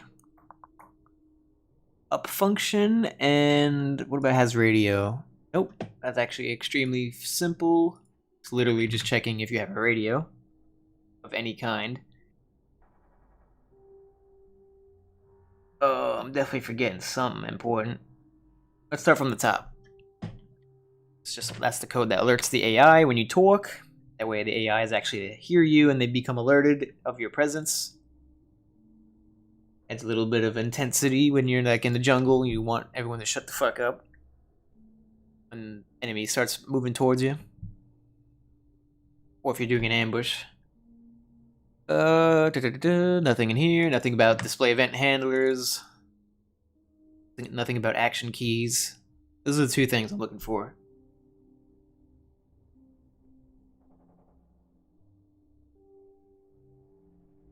Wait, the way it always should have been, in my opinion. Happy workers are good workers. Well, I mean, my company is working on. It's not my company. I work for a major corporation. But they're working on basically artificial intelligence that is eventually going to replace us all. Or at least that's their goal. Right now, the AI is pretty dumb. It's actually impressive how fucking good it is, but it's still... There's like a lot of nuances that it'll never get right. So I don't know if they'll replace everybody, but... Yeah, so a few more years I'll be with this company, and then hopefully by then I'll get the balls to start working on my own game or do voice acting or something like that. And I can get out of this shit. I'm not unhappy with my job, it's just that I don't want to do it forever. Pay is decent, benefits are decent. What am I forgetting? Oh yeah, what arguments am I passing? Let's check that real quick.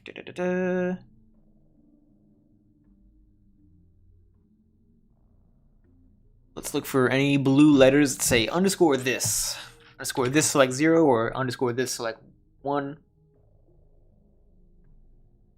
I don't think I have any of that shit in here. What about D function? Ah, here we go.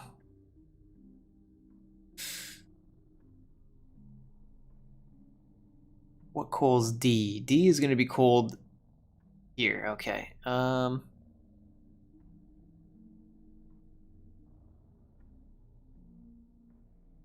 Okay, we don't need to worry about that. So the D function, the D script, I don't think I need to touch at all.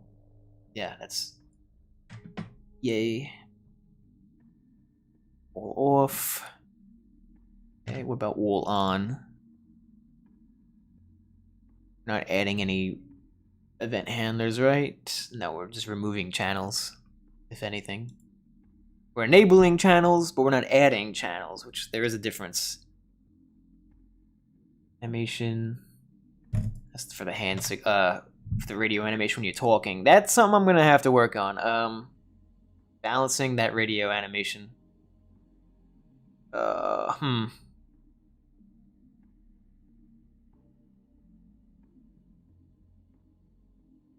Maybe not. It may already work out of the box. I live in the countryside of Ireland. I doubt I will see here. Yeah. Any AI in Ireland. I always want to go out. I actually, I don't know. Is there I don't know what part of Ireland are you from? Are you from Belfast by any chance? Because I worked at an Irish bar in New York, in Queens, called Your Man's Irish Pub. I was run by a guy who lives in Ireland, and he has a pub in Ireland, and I think it's in Belfast. I could be wrong. I don't know what the fuck the name of it is, but I would imagine it's Your Man's. Like Your Man's. I don't know. I don't know. It'd be funny if you happen to know that fucking bar in Ireland. That'd be awesome. I doubt it, though. I don't even know how big Ireland is as far as, like, you know, how long it would take to drive from one side to the other. Human intelligence is scarce, never mind artificial. You ain't fucking kidding. I deal with human stupidity every day. There are some dumbass people. Shit. People watching porn on their work computers. How stupid could you be? You know, like, it's insane.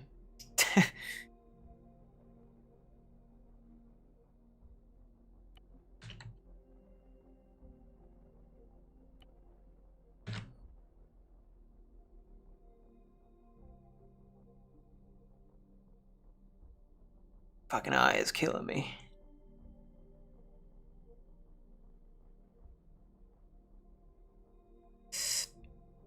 Alright. Almost done here. Then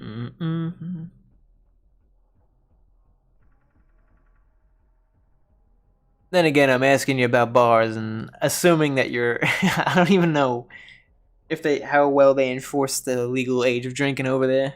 I don't know how old you are, but... Could be a 13-year-old for all I know.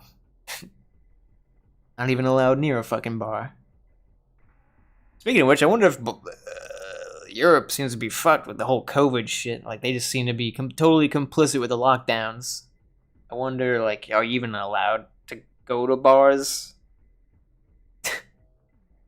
I feel like Ireland would be more free than England. Or, I don't know.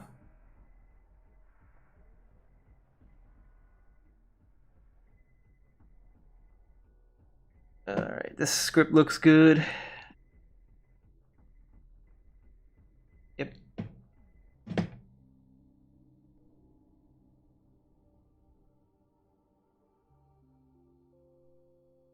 Oh, really? That's not even that fucking bad. Well, 8 hours is a long drive. I mean, but still, compared to, like, I mean, shit, when we did the drive from New York to Texas, when I moved here, it was about 22 hours. Now, I'm in the middle of Texas, not even across it, so it would probably take another... fuck, I mean, shit. Texas is fucking gigantic. I mean, I think I'm in the literal biggest state in the country. I'm not mistaken. I mean, California is very big in length, but even still, I think Texas has it beat. Texas is literally the size of of many countries. It's like 12 hours minimum to go from one side to the other, just Texas. I think it took 22, 24 hours to go from New York to Texas. A long goddamn drive.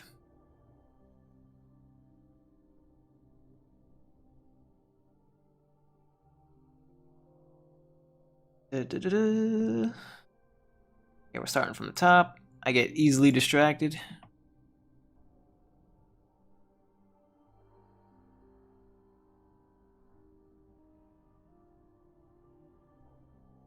Alright. Just click on these fucking scripts. Make sure they don't have anything to do with adding or removing channels or event handlers.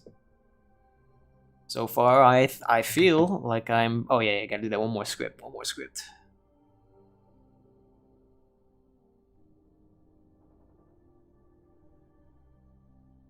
I think I skipped one though.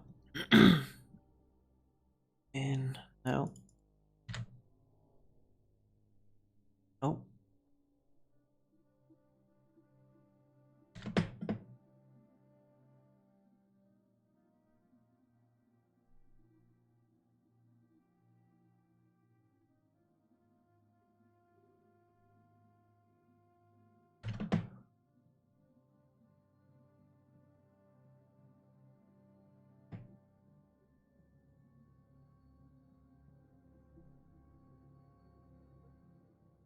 Mid-40s. Bars are open here.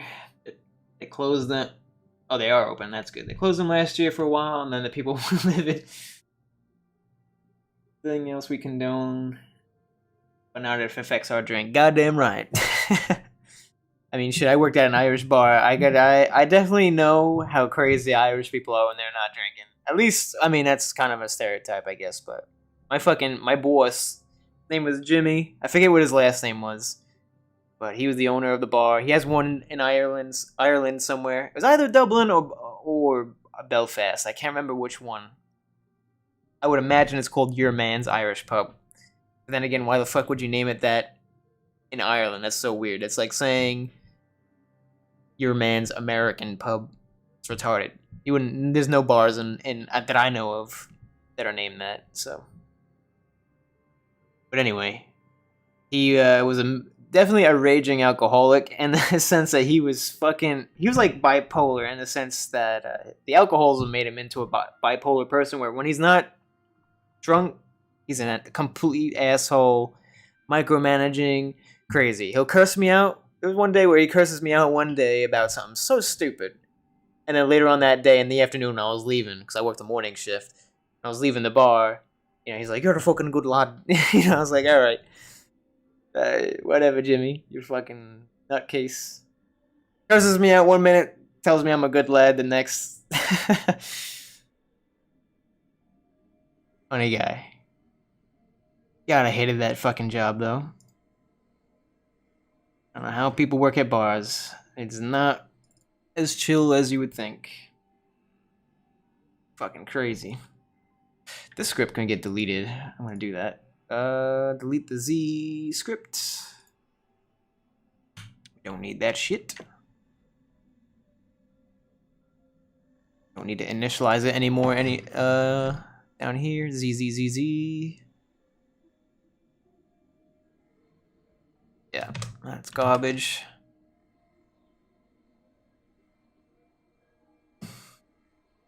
All right.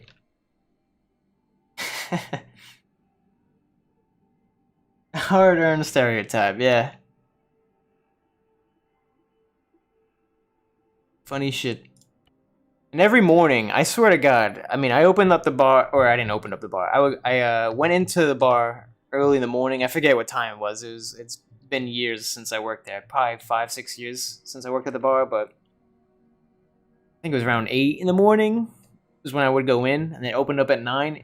There would be a line of alcoholics, the same people every day on a fucking Monday and a Tuesday, Wednesday, doesn't matter. The first they would rush to that bar and order Bloody Marys and shit, like hard drinks. Like they had to get fucked up as soon as possible. It's funny shit. It's almost sad, but then it's like, how the fuck are you able to afford drink this much and eat all day? They don't work. How the fuck do you how does retirement pay that good that you can? New York is not a cheap place to live. First of all, especially when you're not living in the projects. This is in a decent area of Queens. It's not fucking cheap.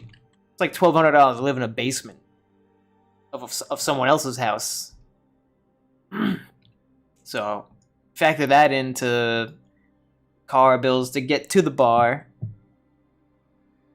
And actually, no, did they drive? I think a lot of them were locals that just walked to the bar. If you've ever seen the show King of Queens or heard of it, the bar that they show in the intro was the bar I worked at. It used to be called Cooper's, but they renamed it to Your Man's. And, yeah. What's a Monday? I mean, that's kind of how I'm operating right now. Fuck Monday. I'll stay up till 4 in the morning if I have to get this goddamn script working.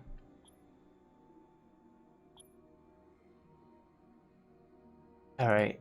Have the right script open. Yeah, or mission, I mean. Yep. Alright, so. I'm going to pause my music that you probably can't even hear. And now I'm going to...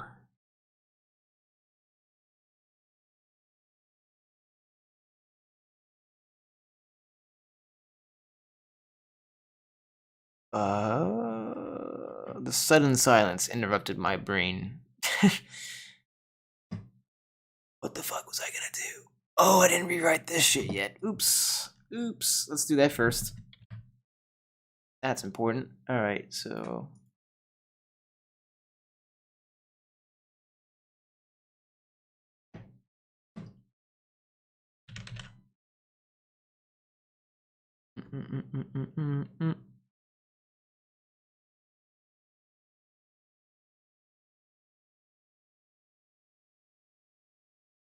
Yeah, I guess they, you know what? That's probably true. A lot of these people who worked at that bar, I'm sorry, I didn't work at the bar. People who worked at the bar were fucking lowlives, to be honest. But people who went there, yeah, that's what I'm trying to say. People who were the customers. Some of them would be like, oh yeah, I used to work on something to do with telecommunications. This one guy, and then they all they used to work in the unions, and they made good money. I mean, fucking the garbage guys make like 60 something an hour, some crazy ass pay. It's actually a fucking shit ton. Miserable job, I would think, but you know. Hey, if it pays, fuck it.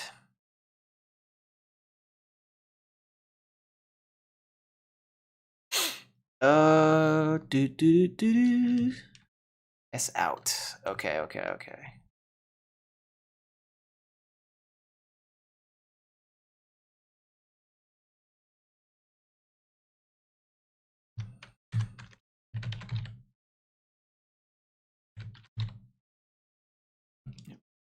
We continue the music.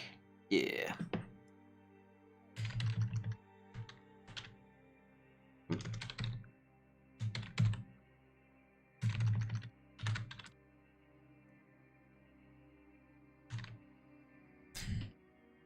Ireland would be a pretty cool place to visit, though. I like the cliffs. The cliffs are surrounding Ireland are fucking awesome.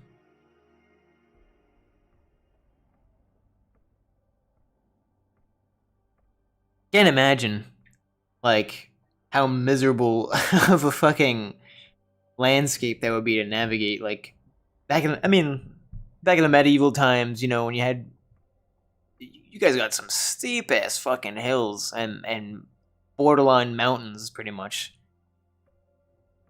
That's like the whole island, from what I've seen. Just rolling hills and shit everywhere, and there's like a lot of lush, what's it called? Bogs. You guys got bogs over there. They're fucking everywhere. How the fuck? No wonder England couldn't do shit to that insurgency or whatever you want to call it, rebellion. What the hell was that? I watched a podcast about it not too long ago. Special forces guy who used to be in Ireland. He's an Irish veteran that moved to the United States and became a Green Beret, I think, in the United States. He was around during the fucking Irish Revolution or whatever the hell that was against the English.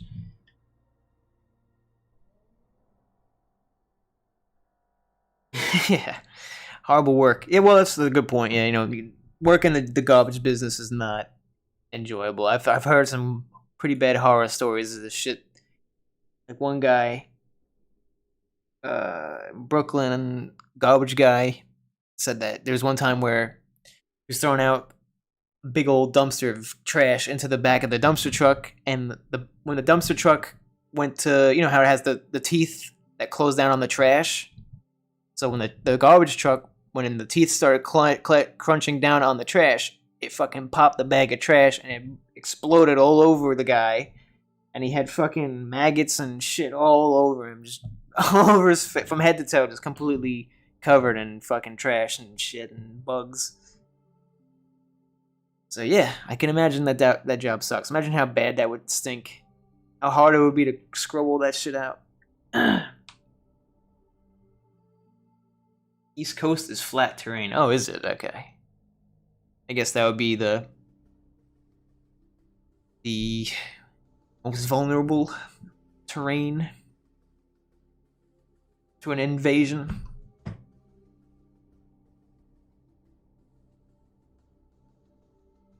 Those cliffs are fucking huge. Even if some nutcase military decide to scale those cliffs, I guess they did it back in Normandy also. The Rangers, I think it was. They were the ones that scaled the cliffs around the Normandy during World War II. Obviously, that's what I'm forgetting. Underscore this.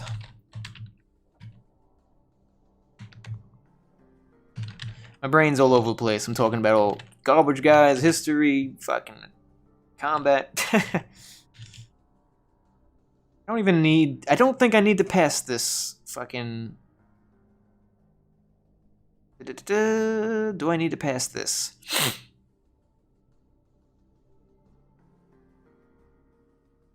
I don't think I do. No, I don't think I do.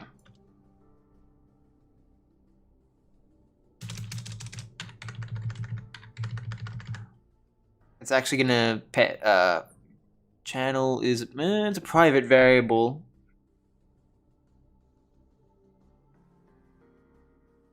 I don't think that needs to get passed.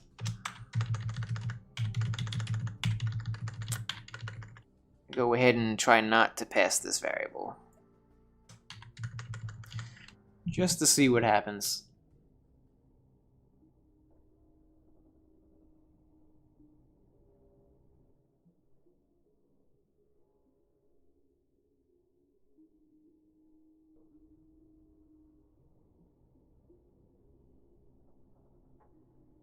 Yeah, that's crazy.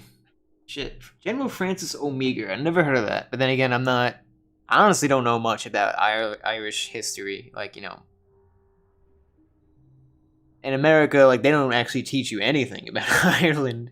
You know what? Actually, that's not true. At least in New York. In Texas, they don't seem to give a fuck as much. But in New York, that's where a lot of people immigrated to. And so we have a lot of history that we learn. Obviously, I'm born and raised from New York. I was raised in Queens, and in school, the only thing we really learned was like how Irish immigrants were treated like shit. They were practically, treated like shit in America as well as even in the medieval times. They were treated worse than slaves.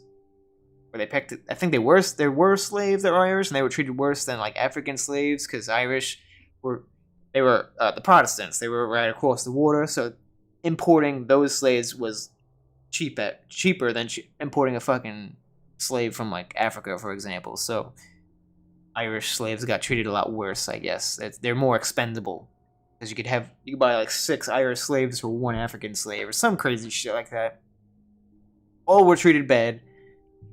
A slave is a slave. They're all treated like shit, but pretty sure the Irish were treated worse. Potentially. It depends, I guess, who was in charge. But even in America, they were like cheap slave labor practically, and their votes were easily swayed or something like that. I can't remember. They depict it also in the movie Gangs of New York. How they fucked with the Irish and utilized them.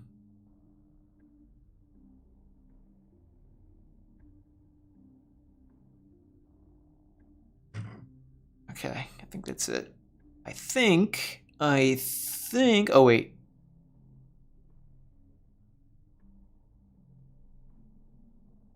True. Down is true. Up is false. Actually, fix this.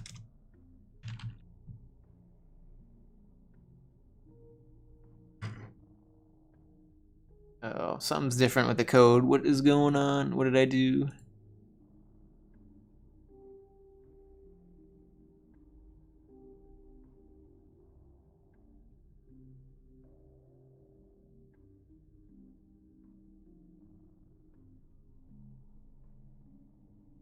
This line here.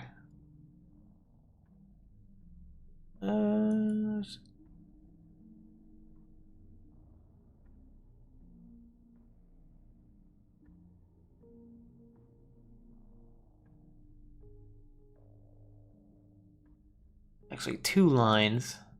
Oh no, that's up here.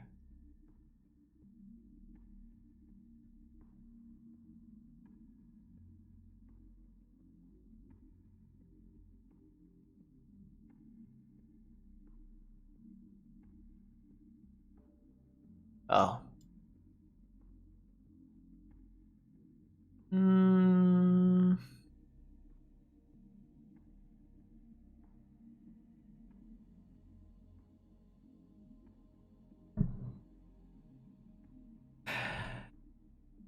He was a young Irelander in the 19th century and exiled to New Zealand, but then escaped and found security in America. Oh no! If you're talking about the guy out of the podcast I was talking about, no, it was on the I'll show you right now. Mic drop. It's a Navy SEAL podcast. It's actually one of my favorite podcasts that he's done so far. He's done a shit ton of them. I recommend it if you're interested in. If you're not into podcasts, then disregard. But and I don't really give a fuck that he's a Navy SEAL. That's not even the thing. He's got a lot of experience, this guy. But where is he? It's not too long ago. It was this guy, Kevin Owens. This guy. That was a good podcast. It's also good just because the guy has an Irish accent and it's fucking badass. I love those. Any European accent is pretty cool. English, Irish, Scottish is probably one of my favorites also. Anyway, pretty much done. There's some tinkering I could fuck around with here, but I think I'm good to go. So let's do a little test. We're probably gonna get a script error. It may not even work, but let's see what happens. You were well informed, sir. They were 1/10 the price until they've been sold by foreign oppressive force, which removed the food from the people. Yeah, I think that was during the fucking potato famine or something like that. Maybe it was even before that. I don't remember the timeline, if I'm being honest.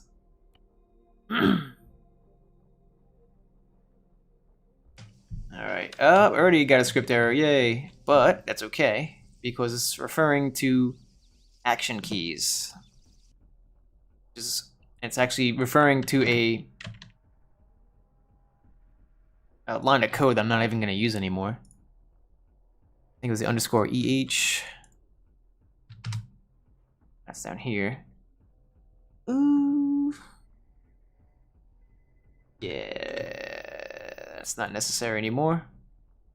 Yep. Brush. False, false.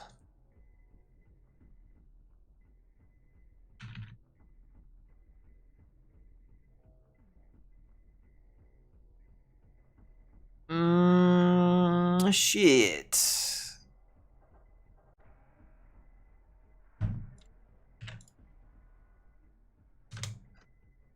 I forgot about this part.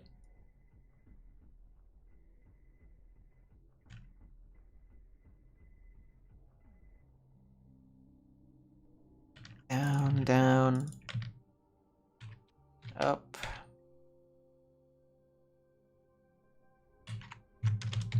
Up.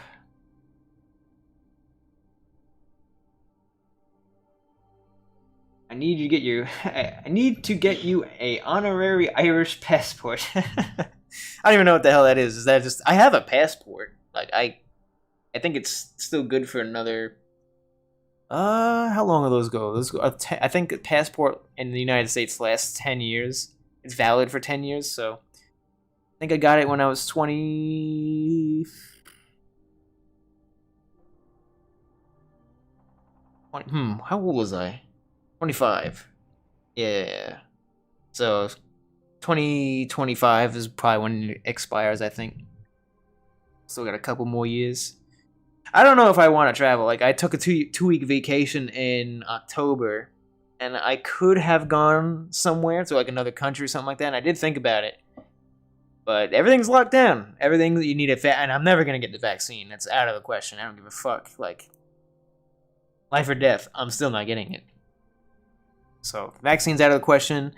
The mask thing is not as big a deal. Whatever. It's an infringement on rights, but on human rights, but whatever. I can deal with wearing the fucking face diaper. But with everything being closed down and needing the vaccine, you need a vaccine passport for a lot of these places. Like, New York is lost. New York might as well be fucking North Korea at this point.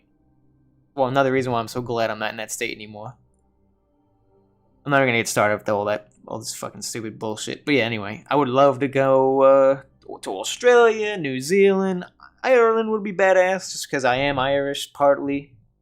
Scotland, England, kinda. I mean, what's there to see in England? I mean, I guess looking at castles and shit would be badass, but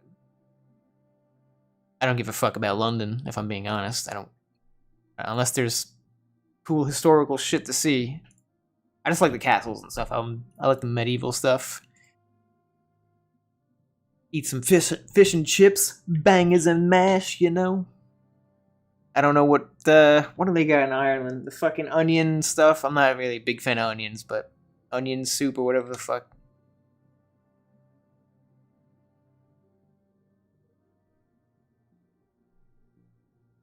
What beer does everyone drink in Ireland? Like, what's popular to Irish people? Like, I hope to God it's not Guinness. Guinness is not bad. Guinness is I can actually tolerate. I like it. I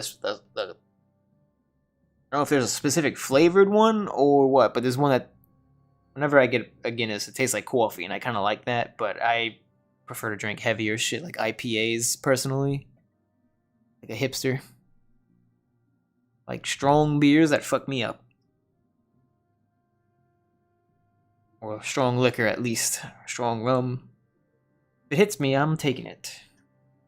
I don't like light shit where I gotta drink 16 beers to get a buzz. It's fucking stupid.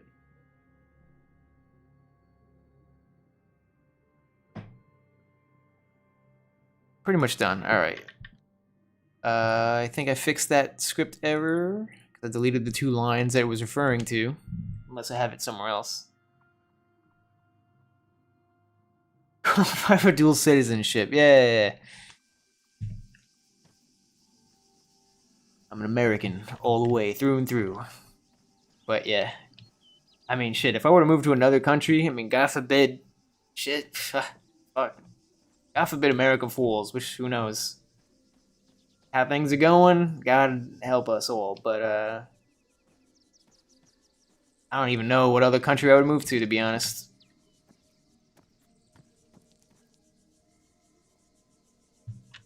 Alright. Uh-oh. Oh, right. Oh my god! It fucking works. You gotta be shitting me. Oh my god, that's so awesome. Wow, it took like no effort to rewrite this. I thought I was gonna have to rewrite everything. Thank God.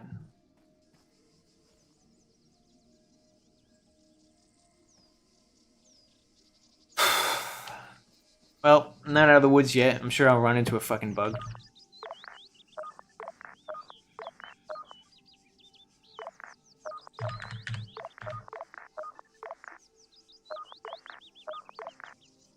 Sorry for the annoying spam, but I'm doing it to see if I could break the script. To see if it hangs. So I'm spamming my push to talk key, which happens to also be this tactical ping key. And notice that even though I'm spamming the key, I'm not squelching in and out. Then again, I don't know. That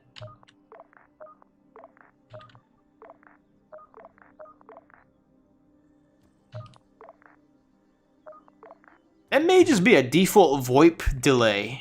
Like it may maybe there's a built-in spam protection in a way. I don't know.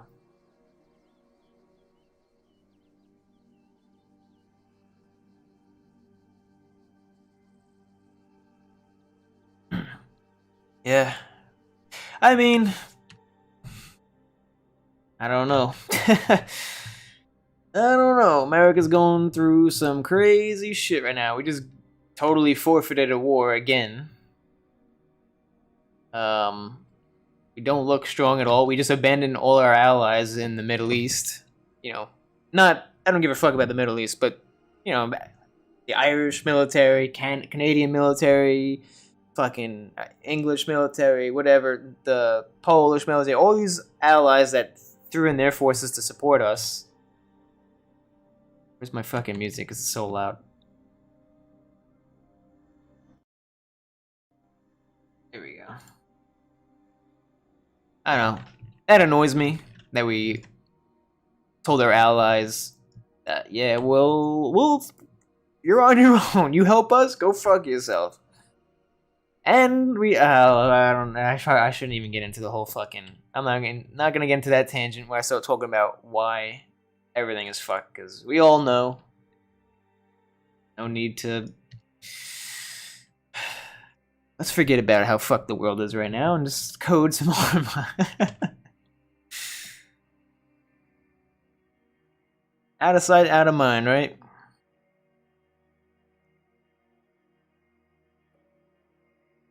I'm so happy that this is working. That's what I need to focus on right now. I can't believe I did almost nothing and it's working. I've rewritten it. It's done, practically. That's crazy to me. I need to test it with other players later, maybe tomorrow. Make sure everything's working. But I should actually write down what I need to test. I have a script, so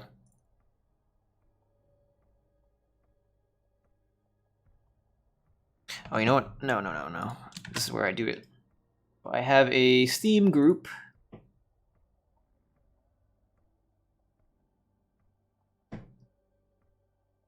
Minimize my music so I can see the fucking chat here.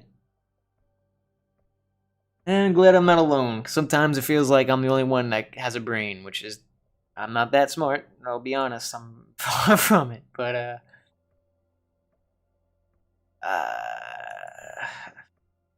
common sense. I don't know.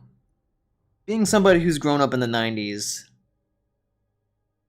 Just everything is so backwards. Literally everything. And it's done for a reason. But...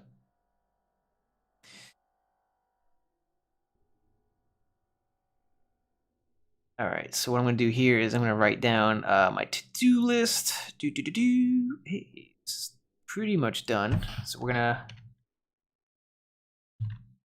put a nice satisfying strike through it. Fix RPT errors related to the dialogues.hpp and defines.hpp. I don't remember those bugs, so I'll have to look into that. That'll be my next. Oh yeah, make sure. Check something real quick.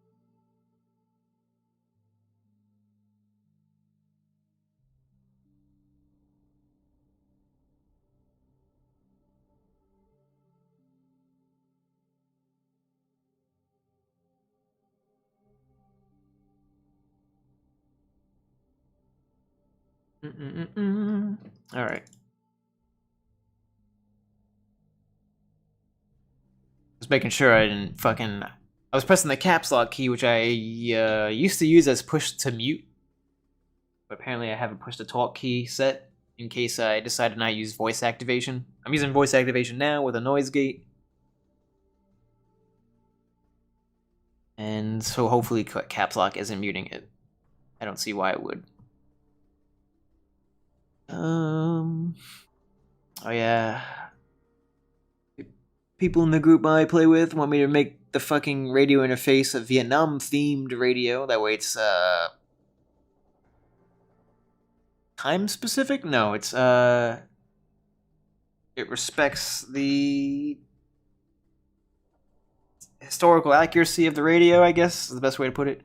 I do also want to experiment with a programmable radio. It is possible, but it's a lot of work. And...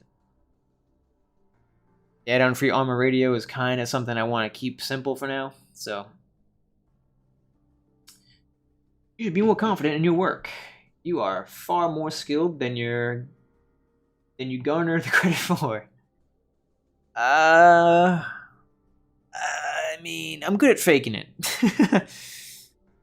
Really, it's... you put enough thousands of hours into a game, or into coding anything, and you'll make that one thing good, so... but I'm not... there's other people that are in my group that are 10 times better than me. And get paid to do that kind of shit. Right now, I do insurance. I don't do coding, believe it or not. But I would like to eventually move up into coding, either for a company, temporarily, maybe, or make my own game. The goal, the dream, is to make my own video game. I've attempted it in the past, but I've relied too heavily on other devs. Like I always end up putting too much.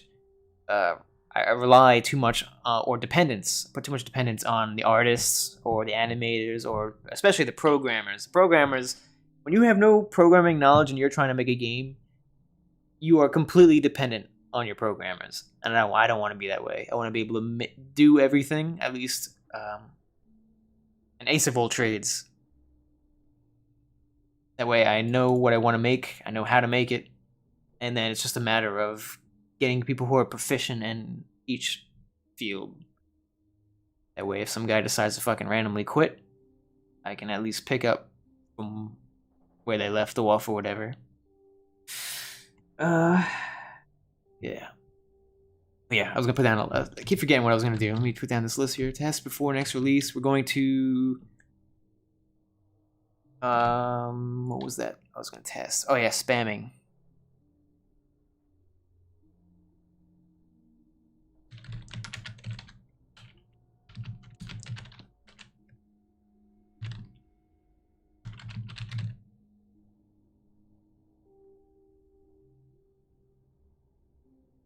Yeah. What else do I need to test here? Fuck, I mean,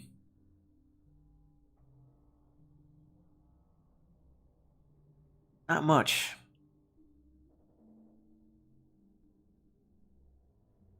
Oh yeah, I could strike this out. Yay.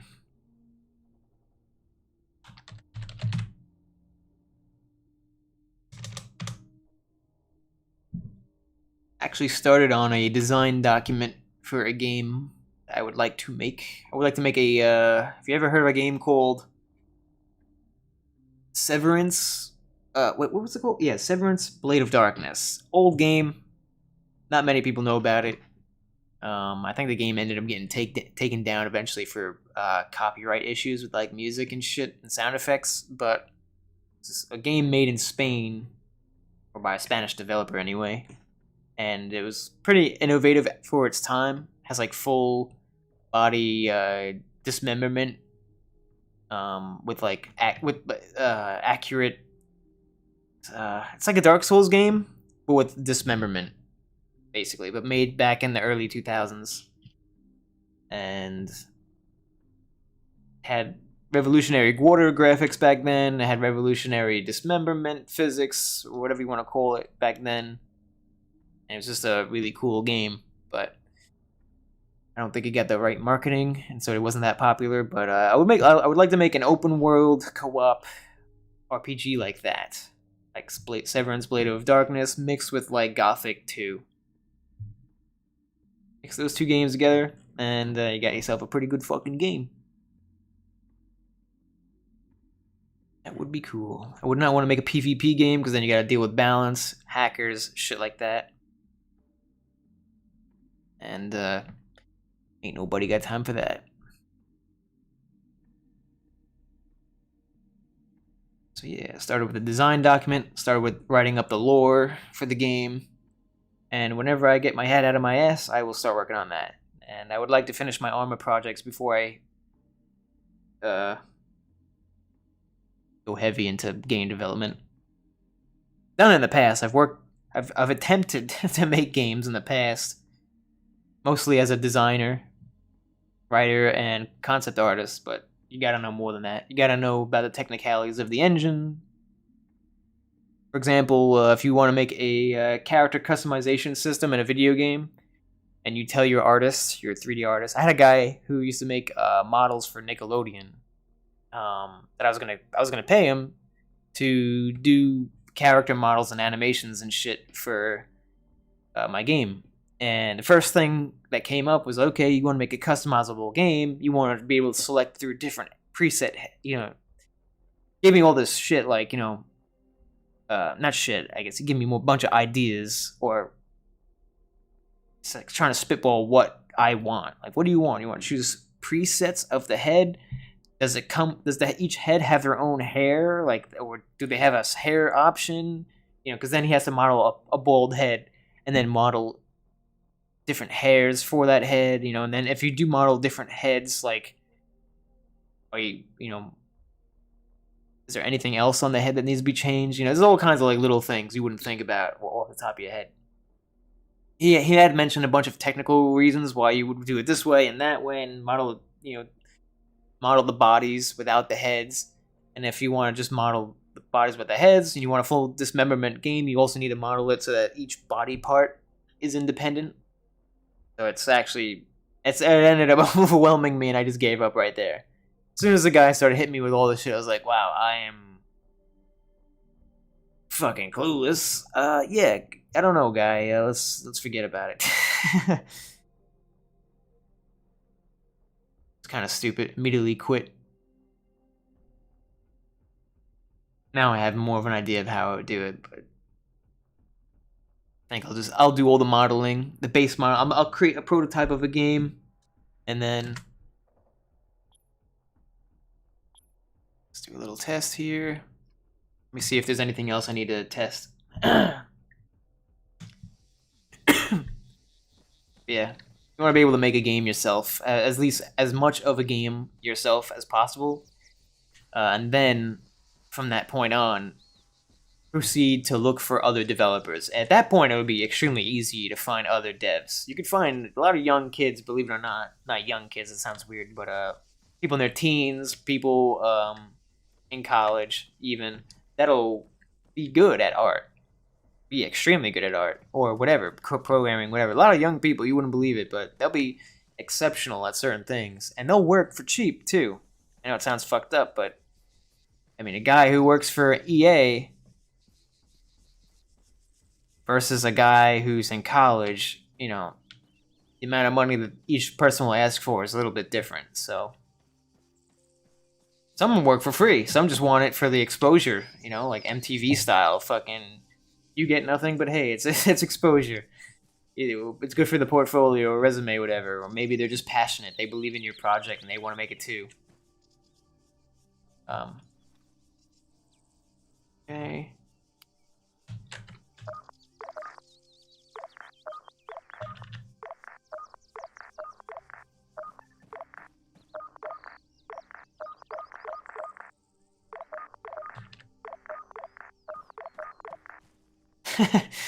I appreciate that. Yeah, it's a nerdy endeavor for sure, but I mean, it's actually a pipe dream. I've been wanting to do it since I've been saying what I'm saying now since I was 17. And I'm fucking gonna be 32 this year, so any day now I'll get the motivation and the patience to just sit down and learn. The first thing I need to learn is programming. That's paramount. Want to make your own game? Programming, basic scripting, at least, in the engine that you're going to use is paramount. You have to have that. You need to know the limitations of the engine, what's possible, implement how you would implement certain ideas. And it just looks good. If you're looking for a team of other developers to work with you, or individuals to work with you, it helps to boost their confidence in you as a project leader if you know what the fuck you're doing. At least to some extent, you know. And that's in any job. If I were to become a boss at my company, you know, if I don't know anything about insurance, you know, I'm not going to be a good leader. You can't just know about HR and all that shit. I mean, it's also about who you know. But anyway, going off on a tangent, I'm pretty happy with the progress I've made on this radio script, if I'm being honest. I don't know what else to proceed on to. I'm going to have to do tests with players, which I'll do probably sometime this week, if I can get people. Other than that, what else can I work on? My fucking eye is killing me. Hang on.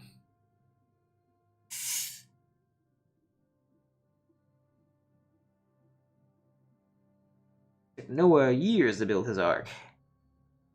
Yep. Gigantic fucking boat. One guy.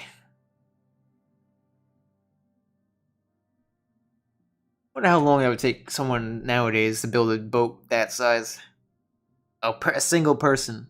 Did he have people assisting him? I don't think so, right? Am I retarded? I don't remember. I mean, in the little kids' books, they make it seem like it really was just him and, like, every fucking thing on the planet. But I think in... Oh, man. So I grew up Catholic. I went to a Catholic school very briefly. I hated it. I could have sworn that there were others... like, other relatives that helped him with it. I could be mistaken. It's been, I mean, shit. I'm not religious. I don't really believe in that stuff particularly. It's interesting. I find it interesting. I mean, it's what the most interesting part about Noah's Ark is that it speaks to the massive calamity that occurred. How many years ago was that? 5,000 years ago, 7,000 years ago, where the entire basically when the comet hit Greenland, they found a gigantic. It's fucking proven pretty much that a massive asteroid or a comet made of solid lead or iron hit. I forget the name of the damn place. My brother knows all this shit in more detail. Remembers the names of everything. It landed in Ireland, or not Ireland, Greenland or Iceland, something like that. Caused a massive flood, basically, across the entire planet. It's actually what potentially destroyed Atlantis. There's a lot of evidence that supports that, but with that said, there also came out that story about Noah's Ark. But the stories in other religions that talk about the same fucking thing. Someone building a giant ship for everything. I think it was Hindus have a story. I think even the Chinese have a fucking story similar to it. It's very weird, Noah or whatever the fuck name you want to associate it with. If it was something else, I don't know.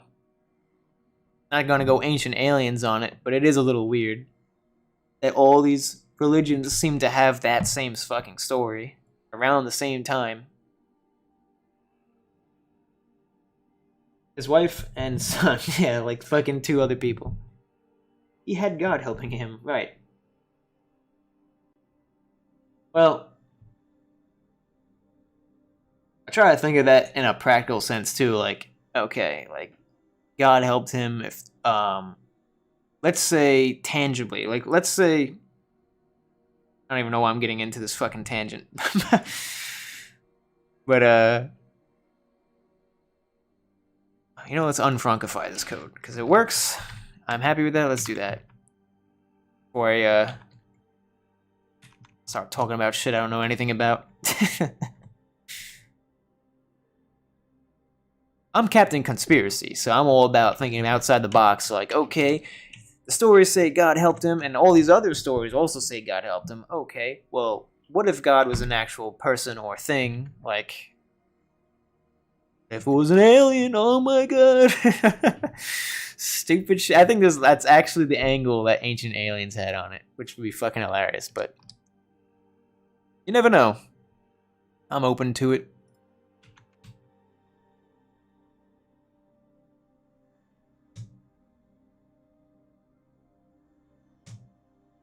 I heard a recent. I'm all, like I said, I'm all about conspiracies and shit. And there's a funny one. I don't know. I don't really believe it at all. It's just funny. It like piqued my interest for a second, and then I was like, "No, that's stupid." But people were saying like the Anunnaki are back because they're like saying, "Oh, it was a false flag that the ISIS destroyed all the Anunnaki shit." Even though there's videos of them doing it, they're like, "Oh, it's a false flag that the ISIS destroyed all the Anunnaki stuff." Because if you look on Google Maps, that site of where the Anunnaki were, or whatever the fuck, that in Iraq, is completely destroyed. And it's like, I mean, when I say it's completely destroyed, like this is a place that was fucking huge, and it's completely leveled flat. Like they use construction equipment to completely level it. It's kind of weird that they would go to that length to do that. And so anyway, conspiracy theorists, as they are saying like, oh, fucking, it's because it's bullshit, and that the Anunnaki actually came back and they're the ones fucking everything up. It's like, oh my god. It's just funny, like how, I just like that people think outside the box like that, even though it is retarded. It's just like, huh. Just makes you say, huh, who thinks of this shit? And I get amusement out of that. If it's true, then hey, whatever, but I'm just... gotta admit, it's a little fucking silly. Especially when you got live video of ISIS actually destroying pretty unique fucking structures. I don't think ISIS is going down to Hollywood to film bullshit. Just demolishing. Oops. And we'll keep this stuff spaced.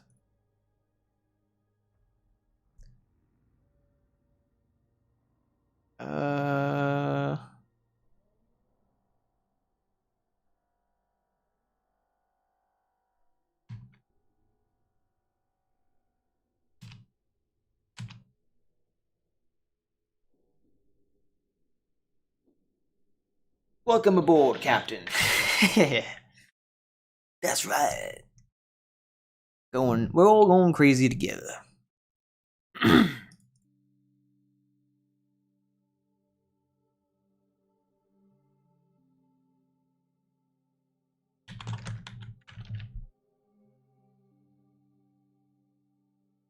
I mean, even the word conspiracy is stupid nowadays. Like, everything is considered a conspiracy, but the word conspiracy is retarded. The way it's used in like, Alex Jones is not a conspiracy theorist technically, because a conspiracy is when you're conspiring, you're fucking undermining a leader, for example. You know, like, for example, the Republic of Rome, those Senate guys. Those guys were conspiracy dudes. Well, I guess they weren't conspiracy theorists. What the fuck is a conspiracy theorist? I guess maybe that term makes more sense. Conspiracy theory. I guess conspiracy theory works. Now I think about it, because you're making a theory of other, like, let's say the CIA, for example. I come up with a theory that the CIA is conspiring against the United States, or whatever. You know, for example, JFK, obvious CIA involvement, so many signs, so much evidence to prove it, so much evidence that it was an inside job from the fucking driver, for example. You know, I don't know if you're aware of, like, you know, how you react to contact, but for Christ's sake, when someone starts shooting, the fucking driver with JFK in it stops the vehicle. JFK gets shot in the head, and his react to contact is to stop the vehicle. I mean, it's just a lot of little things that just add up. Like, what the fuck?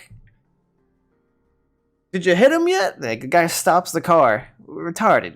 You know, like, who to not believe that was clearly an assassination from within our own government is retarded. And there's so much more beyond that. I mean, the phone records from the guy who supposedly, you know, the guy who took the fall, basically, which was Lee Harvey Oswald, the mafia guy who took the fall. The phone records, when he went into jail, were traced back to CIA intelligence members. And that's why he was assassinated. Lee Harvey Oswald would not have been killed in that crowd had he not made it obvious that he's conspiring with them by calling all the fucking agents. And this isn't even new information. This is like, there's an investigative journalist who did all this shit. He's been on he's been on famous podcasts talking about this shit. But, anyway, I don't know how the hell I'm talking about all this. If you're bored, there you go.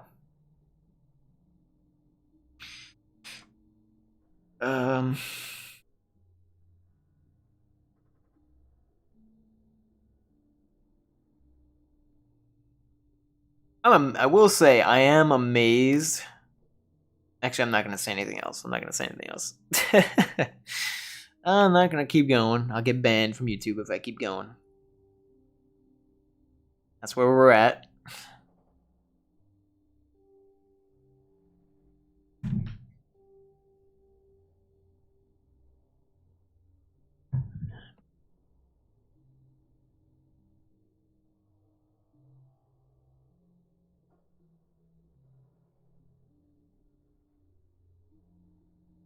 Well, actually, it's probably not bad for me to say, but I would say, like, I'm amazed that the CIA had not conspired against Trump, for example, because Donald Trump was going after intelligence agencies with the information that they had. You know, he wanted to look into a lot of stuff, supposedly anyway. And I'm amazed that they didn't do anything to him. I'm assuming, I think his dad, was it his dad? Or somebody in his family, an uncle or a dad, was involved in intelligence.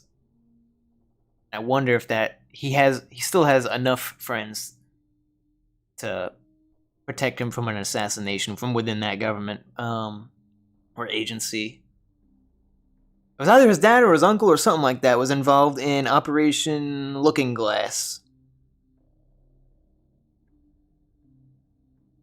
Operation Looking Glass was basically uh, an operation that had Nikola Tesla involved, where they looked over, they looked over his documents and shit, and apparently all of Nikola Tesla's shit went to directly to. I want to say that's the one where it went all to Trump's relatives, or to his relative that's in the intelligence agency. Forget. Not a conspiracy either. This is fucking information. Like, this is readily made information. A conspiracy is me saying like, oh, I can't. Well, can I even state examples without getting banned? What would be like, oh, they're putting stuff in the water to make the frogs gay, which that's not even a conspiracy, because that ended up being fucking true. So I mean, but making statements like that,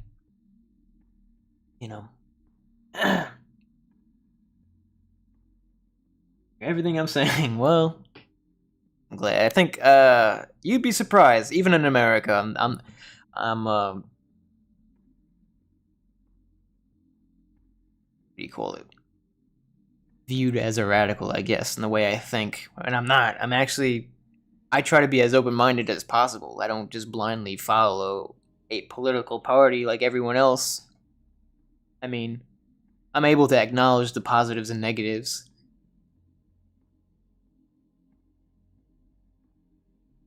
It says a lowercase d. Why did I do that? Input action. Also, let me write this down, because I will forget, and I did want to look into this later. This is turning into a fucking Frank Talks About Conspiracy Theories podcast. Shit. Well, oh yeah, let's put this on another line. What was I just gonna do? Diary. Yeah, input action.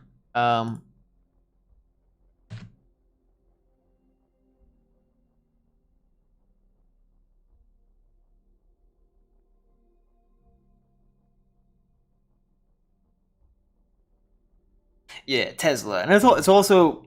Oh, here's a conspiracy. There you go. And then you typing out the word Tesla made me remember this. I don't know why, but there's a conspiracy because it's not technically proven. There's not enough evidence really to prove it.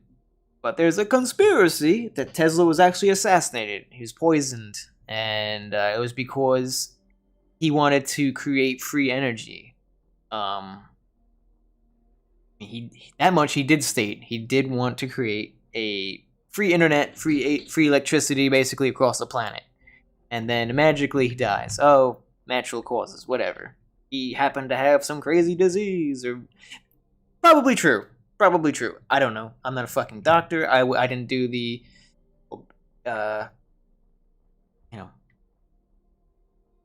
forget what it's called when you die and they determine how you died. Not the obituary, but the. Oh, what's the other word? It doesn't matter. You know what I mean. But anyway, it's very possible. Possible that, like, either intelligence agencies that were involved in Operation Looking Glass. I don't know if Operation Looking Glass started before or during. I'm sorry, if that was a thing that existed prior to Tesla's death and he happened to die along the way. If so, then that makes the conspiracy a little bit stronger, because then maybe he really was about creating free energy and shit. And I assassinated him because they're like, well, we can't make money off of that, so go fuck yourself. Or maybe they want my country wants all the power, or of this information. We don't want this to be a global thing. Go fuck yourself. It's just an idea. Maybe he did die, natural causes, and then they decided after he died, to just go another direction with it. I think it's where he invented Wi-Fi. To say he invented electricity is retarded, but you know what I mean. He invented the harnessing of electricity. But at the same time, his method of what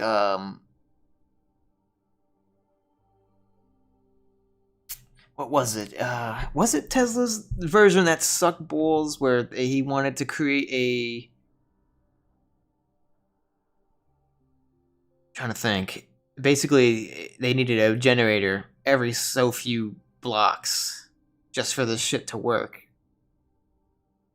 It might have been the telephone or something like that.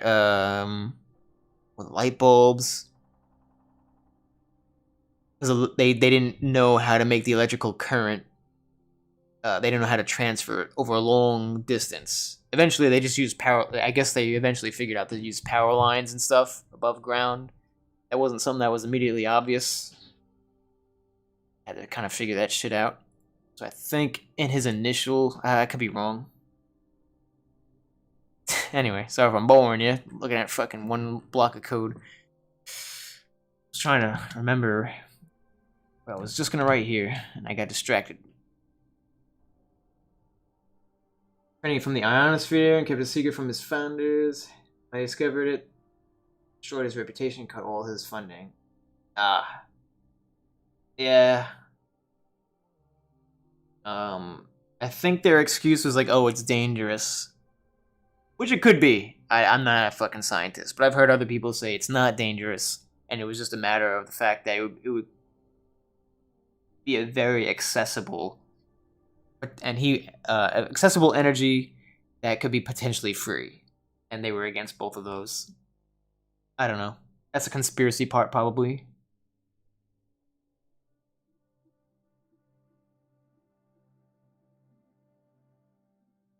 Marconi. Was it Mark? Was that the name of the guy?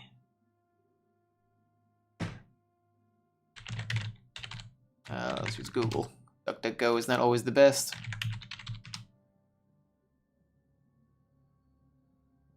Italian inventor, electrical engineer. Ah, yes, yeah, there you go. The telegraph system, that's what it was. Yeah.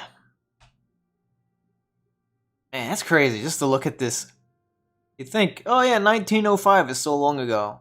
That's just 100 years ago. Not even. That's not even 100 years ago. Wait, am I retarded? 2005 would be 100 years, right? Am I a moron? It's over 100 years. Why is this hard for my brain to figure out? 95. Yeah, I guess 2005. Never mind. I'm a retard. Okay. Math is hard. That's pretty cool, though. Competition. Oh, that's right. Yeah, that's right. Competition killed a live elephant to prove the current was dangerous. Yeah, was it Edison? That makes sense. Edison also stole the patents, if I remember right, from Tesla about, at least for the light bulb. Is that right? Edison? Thomas Edison. Or who invented the light bulb? Edison, right? Of course, Google wants to tell you it's 600 other fucking people, but Edison's the one who patented it. But truly, it was created by Tesla. At least Tesla had a concept of it that worked. And somehow Thomas Edison ended up stealing the fucking patent. I don't know the details. He ended up taking the patent and making it his own. So Edison actually stole a few things. I guess a lot of his patents went over to the intelligence agency. Like, oh, let's see. I wonder if I could Google it. I don't know if Google even allows you to look up anything Trump related that's positive, remotely positive, I should say. But Donald Trump, relative intelligence, and it just talks about who Trump is and like his immediate relatives, but it doesn't say like. But he had Trump's intelligence briefings. No.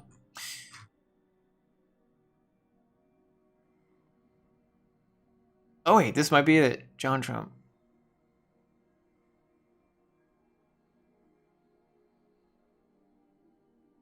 I'm just skimming through this real quick. See if it mentions the intelligence agency he worked on. Operation. What about Operation Looking Glass? Operation Looking Glass. It's basically an operation that the CIA did.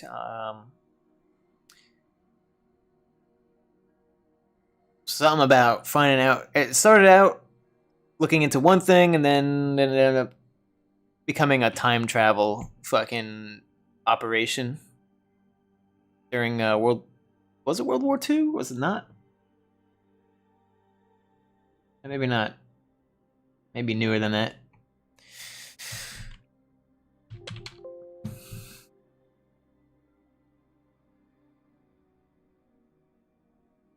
Doesn't mention that relative, the Trump guy that's on this operation, or was on the operation.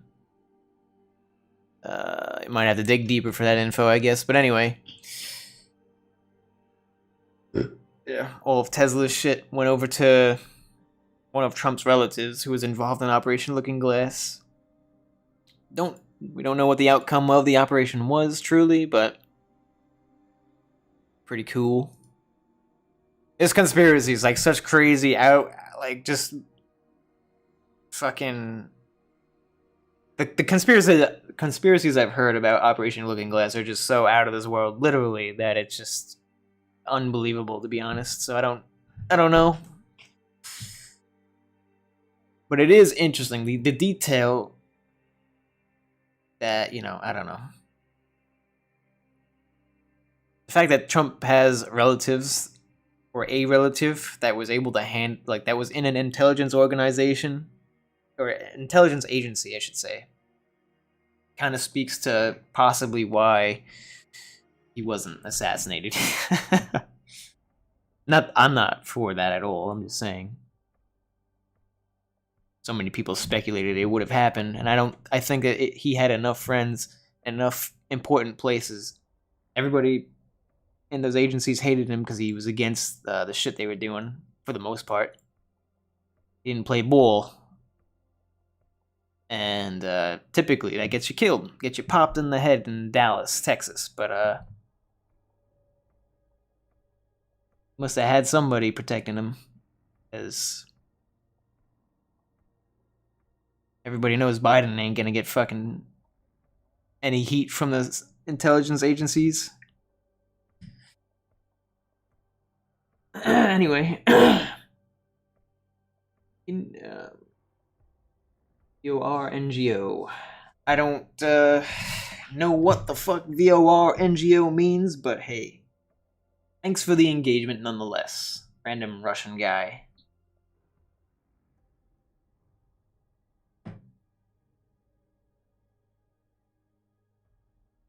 Knew Tesla's way was the correct way of transferring electricity over long ranges, but he lied to the people to save his notoriety and reputation at the detriment of Tesla's. That is the most popular. I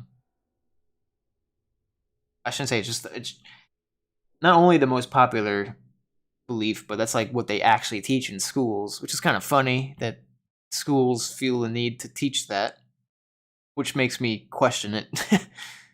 When the government tells schools that this is what needs to be taught, makes you wonder why what does that detail have to matter? We have to worry like, oh, it's because he didn't want his name to be shamed. If that's the case, why the fuck are we teaching it?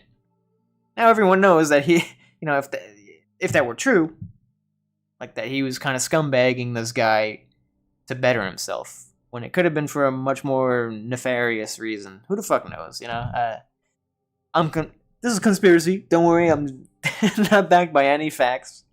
Just questioning things, which is not allowed, I guess, nowadays, so I should shut the fuck up. Believe everything you hear, or else you're a fucking Nazi. 2021. Or 22 now. Jesus Christ.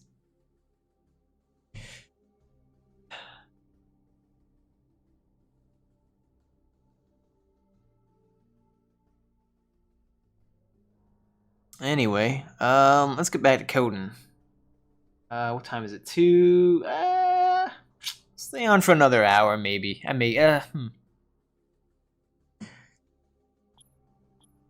I able to change the name of the stream? Let's see. I am. Who gives a fuck? I was gonna name it to Melee Script or something like that, because I do want to rewrite that also. Radio Script is pretty much testable, which is amazing. I mean, I've said it a bunch of times, but you have no idea how long I've been prolonging this, and that really didn't take me much to rewrite, so. Let's see, what else can I work on? Now that I'm in the groove of coding. Honestly, most of this time was just me bullshitting, but maybe that's what it takes for me to get through this shit without giving up. What else can we work on? What other scripts do I got over here? Oh yeah, my Melee script. That's what I was just talking about. So just to kill Carter Gaming. I don't remember if you watched my streams back when I was working on the zombie mission. So I'm gonna load that real quick. Basically, it's an add-on-free zombie mission. You don't need any mods. If it does support, it optionally automatically supports a mod, which is the zombie mod, right? Which I don't have enabled. But you know what? Let's enable that real quick. Because it'll make the demonstration less gay. Less bundle of sticks. What is the name of this fucking mod?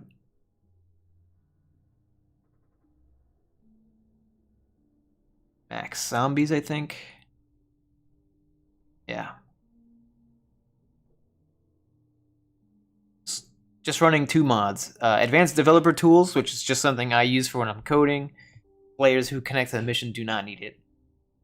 Max Zombies is an optional mod that just because it's running, when I load up my mission, the zombie mission I'm making, it's going to detect that mod and automatically integrate it into the mission, where it's automatically spawning the modded zombies instead of... if you don't have any mods at all, the zombies are basically just civilians that are limping around and shit. Not very convincing, but it's a way to do it. I don't know how else you can really do it without mods. Oh, you were watching. Yeah, I figured your avatar looked familiar. The name didn't ring a bell, but I was like, that avatar looks familiar. Actually, I think it's the Battlefield fucking logo now that I think about it, but it looks like it. Call of Duty, maybe. Anyway,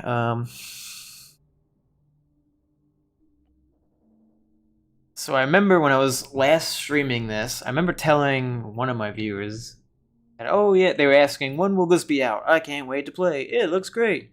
And I was like, don't you worry. If everything goes according to plan, it'll be out in a week. 2 weeks tops. It'll be out before Thanksgiving at best. Or worst case scenario. Well, then I added, like, as a disclaimer, unless something unexpected happens. Like a bug. Or a fucking workaround. I specifically stated that too. Some stupid workaround that just halts the project. Which, that's where I'm at. So, I'm going to show you what I mean. Post my little mission.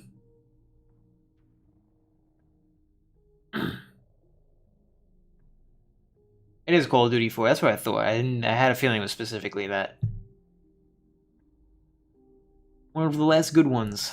Call of Duty 4 and World at War are my the last 2 that I liked. Everything after that was garbage.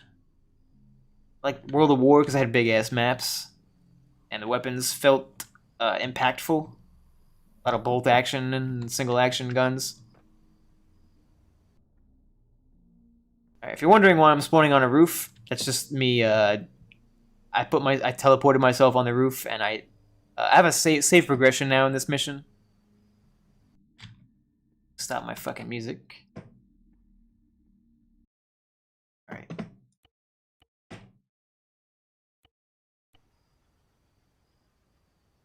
So now I got modded zombies working. I think I had that ready in last time I streamed it. Not an amazing feat, but there are some bugs with it still. But that's not really the focus right now. The focus right now, the main thing that's halted the progression of this mission's development, is the inventory system. Let me teleport away from this bitch. It's fucking loud.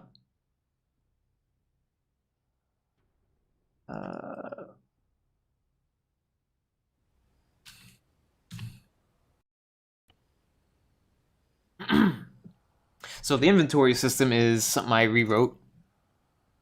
As far as the default inventory system, it's the same vanilla inventory system for the most part.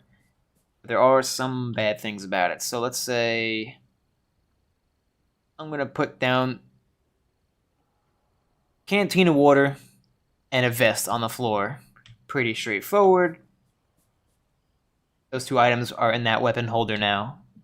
So I wrote some code that every time you open up your inventory, if you're like within 2 meters or whatever the hell it is of a weapon holder, it gathers all the items in that weapon holder and puts them into your ground weapon holder. Each player, when they open up their inventory, has their own, I think it's their own ground weapon holder. There's also a weapon holder for each container slot, basically. But in this case, we want to put it into here. So let me minimize this right here.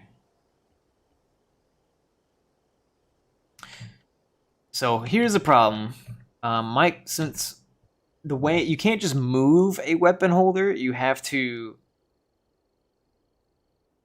Well, you can actually, but how can I explain this? So let me open up my inventory here for a second. So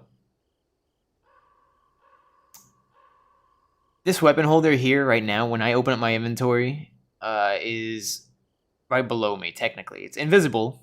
There's nothing in it. But if I drop an item, you can see that there's an item right here.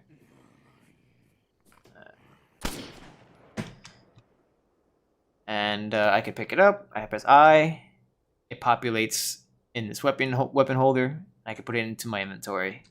Pretty basic. This is how default Arma works. This is not the impressive part yet. Or the did he despawn already? That was fast.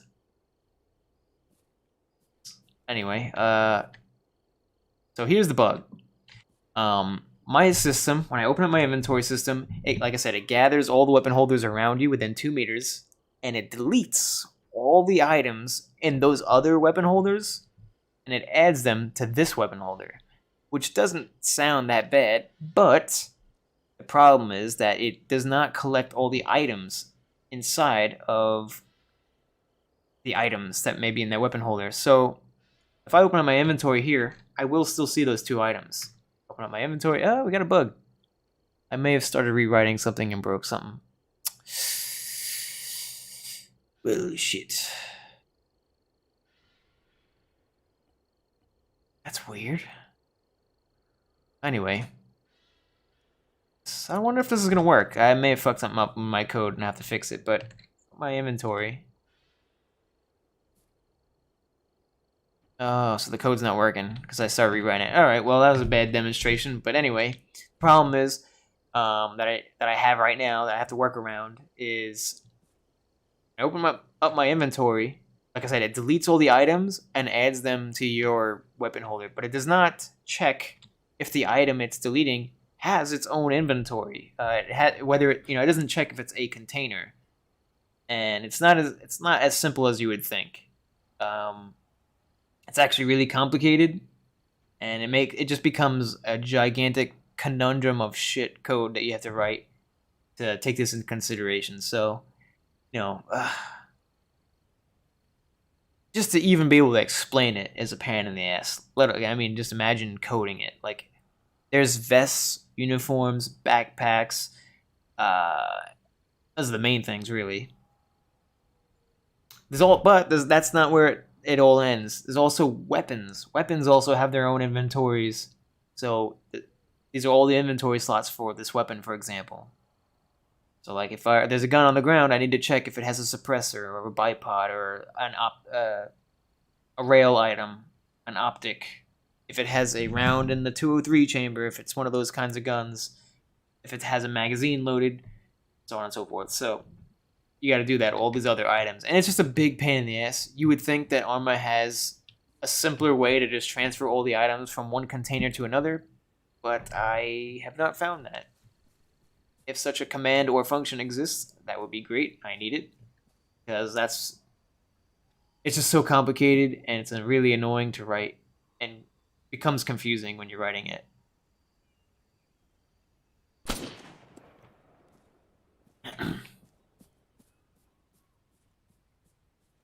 I don't remember what I was demonstrating last time. I believe I fixed it so that they only die from headshots now, if you have that setting enabled.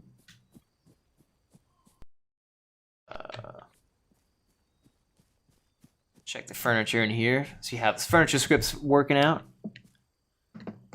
Looks pretty good to me. Nothing's floating. That looks good. So furniture script is not working too. It is working out pretty good.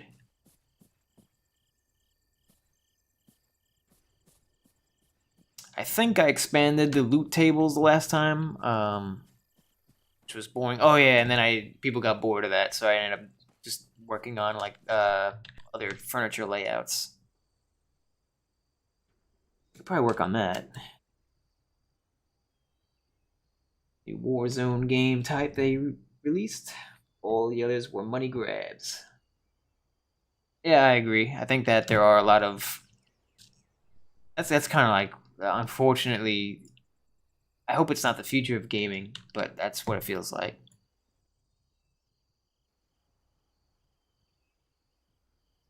Microtransactions, pay to win bullshit, you know.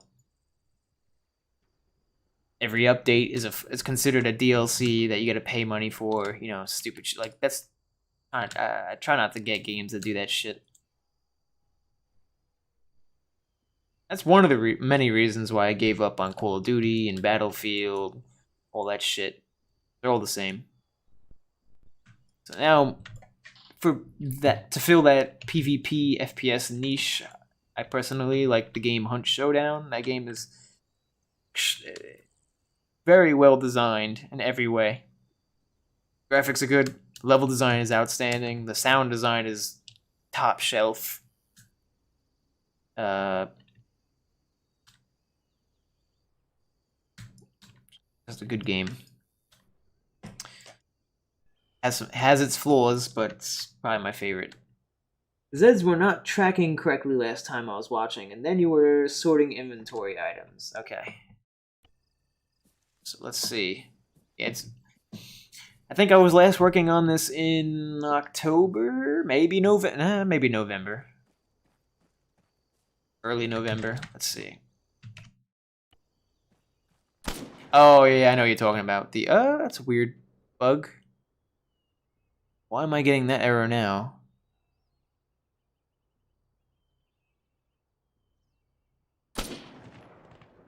Actually, his state. Why is he not? Oh, it's a line of sight issue. What if I do this? Okay. That's for him. Whatever. I would love to figure out how to remove his shitty. The modder did a very bad job at voice acting on the zombies. It's obviously him, guy who made this mod, and I fucking hate the sounds. Some of them are okay, but some of these are really bad. I would like to replace them with my own custom sounds. and he kind of like hard coded it into the mod, which fucking sucks. Could not nil the functions that execute the sounds.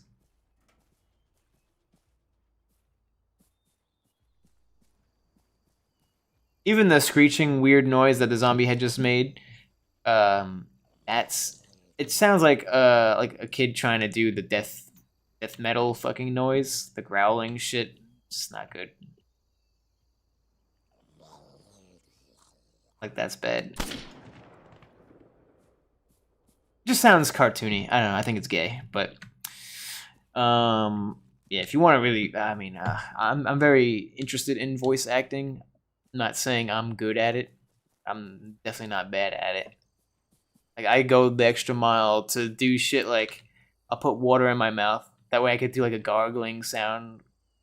Not a gargling sound, because then it sounds like you're gargling water, but make it sound like your throat is like, if you want to do a sound effect, you got shot or stabbed in the throat, put some water in your throat, and you're like, if you put water in your mouth, just a little bit, you somewhat gargle it. You don't full blown gargle it like fucking Listerine, but you just do a little bit and do a convincing like choking noise.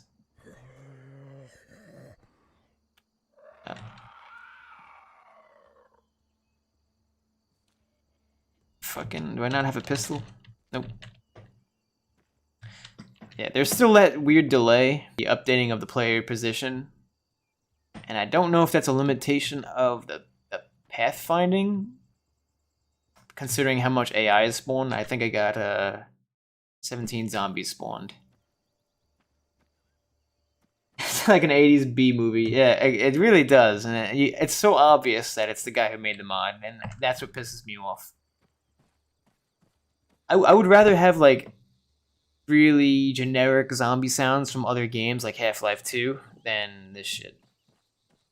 But I hate to badmouth the guy, but the mod itself is great. The animations are good, really not bad. They're not outstanding, but they're convincing. You could tell this is the zombie, you know what I mean? I like how there's variety in the animations. I think that's cool.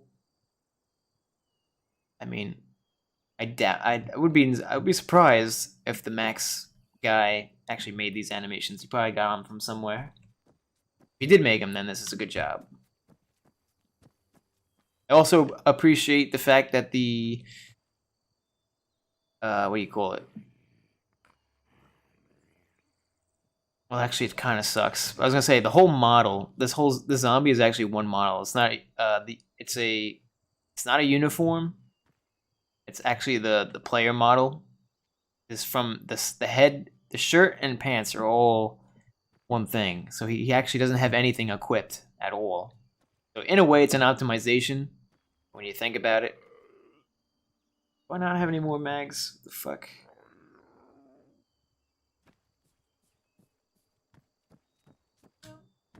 Well, anyway.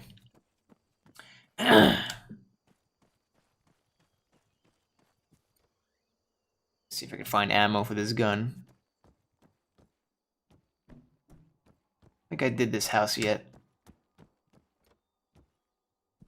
Oh, tracking and sorting inventory items. Okay, so. Oh yeah. There's a system I wrote recently. There seems to be a weird bug on dedicated servers, and that's the reason why I'm writing this code, to gather all the weapon holders around the player when he opens up his inventory, is because there is a bug on dedicated servers where for some reason when you open up your inventory, even if you're on top of the object, it does not gather the fucking items. You're not able to access the weapon holders. The weapon holders exist through scripting, but not through the inventory action, which is weird. I don't know. I don't know the explanation for that. It can't be a locality thing, because actually it's probably a locality bug within the game itself, with resulting in or related to add actions. I wonder. I should probably test that. You kill an insurgent, or more specifically, if you spawn in a item, and then connect, no, that's not gonna work. I did a test on my dedicated server where my machine spawned an item in front of me that is lootable, but when I went to go, when I scroll wheeled on it, I didn't get an inventory or take action, and when I opened up my inventory, directly on top of the item, I couldn't pick it up. So that's why I had to write a system that uses code to find the weapon holders and put them into your weapon holder. You can't move the items to your weapon holder. You have to literally delete them and re-add them to whatever weapon holder. It's complicated pain in the ass. What I'm looking for is a grocery store because they have a lot of items.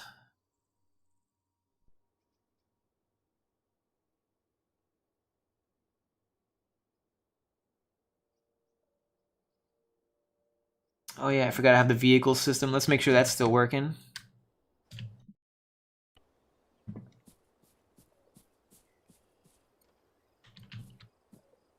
It says that there is a vehicle. Oh, it's in the other one.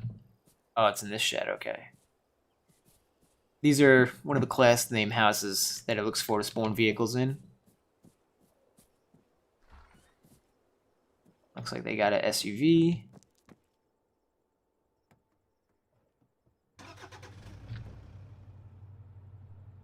It's got about 50% gas. There we go. 25% gas. Windshield is damaged. I have my interface disabled for immersion reasons, just on my end. It's not, or my interface is not disabled, but I actually dragged my interface off screen, so you can see in the top left. Like I could see my zeroing, I could see what throwable I have selected, and that's it. I can't see like the status of the vehicle through an interface. I like to do a more visual inspection, so you could tell the wheels, for example. Like even though I have this stupid texture over the vehicle to make it look apocalyptic, you look at the wheels and see how flattened they are. So I could tell that this rear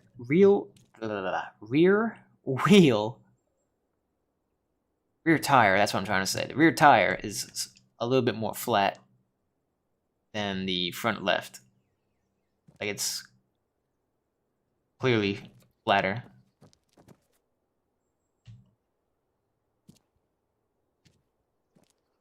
I think these other tires are also not in great condition.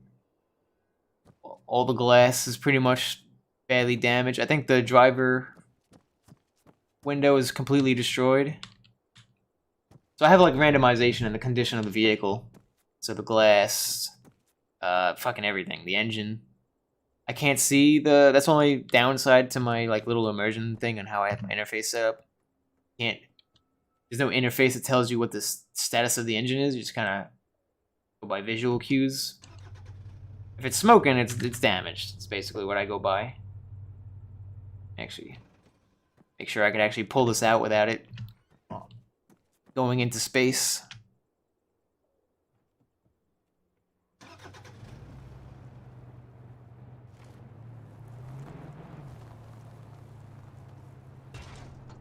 I think that my zombie AI does not check for vehicles yet, but obviously I'll do that eventually.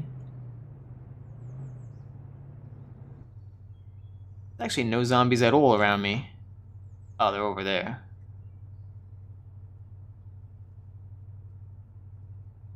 Let's make sure they don't get stuck on trees.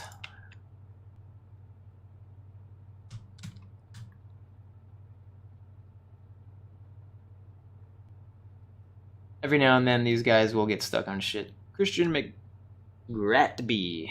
What's going on here? I'm just fucking around. I just finished, well, mostly finished my add-on-free Arma radio script rewrite. It was actually way easier than I thought.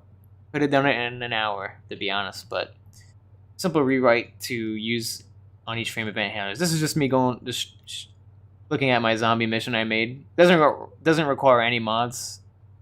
But I just have this zombie mod on, just it's more fun to test with the zombie mod on. Arma with a DayZ feel? Yeah, exactly. So that's exactly what I'm trying to do, is just basically make DayZ and Arma 3 using as few mods as possible. That's literally it. I try to use intuitive interface stuff. I don't know. Use as little custom shit. I think, let's see, what's the file size of the mission? It might be big because I have music and sound effects I'm not using yet. But I do this. Uh-oh.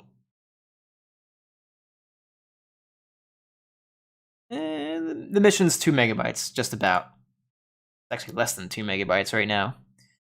And there's actually some sounds in here I don't even use. Like this music, I think I don't use. Yeah, I use, this is 800 kilobytes. So technically, it's actually like 1.2, at 1.1, 1.2 megabytes is the mission if I get rid of this song that I don't even fucking use. And there might be some other sound effects I don't use in here. Let me check my humidifier. Still good, okay. Well, I'm subbed and looking forward to seeing this. Nice, looks legit. Nice work. Thank you. Yeah, I spent like, fuck. When I took my 2-week vacation, I spent 210 hours just about working on this straight within 2 weeks. So I went fucking crazy working on this stupid mission. So yeah, I am reinventing the wheel. I mean, how many zombie missions do you see out there? But how many of them are actually fun? How many of them are worth stealing? At the end of the day, that's what you really download those fucking zombie missions for. So my mission is going to be something that's going to require as few mods as possible. The zombie thing, like I said, that zombie mod, max zombies, it's not required, but I mean,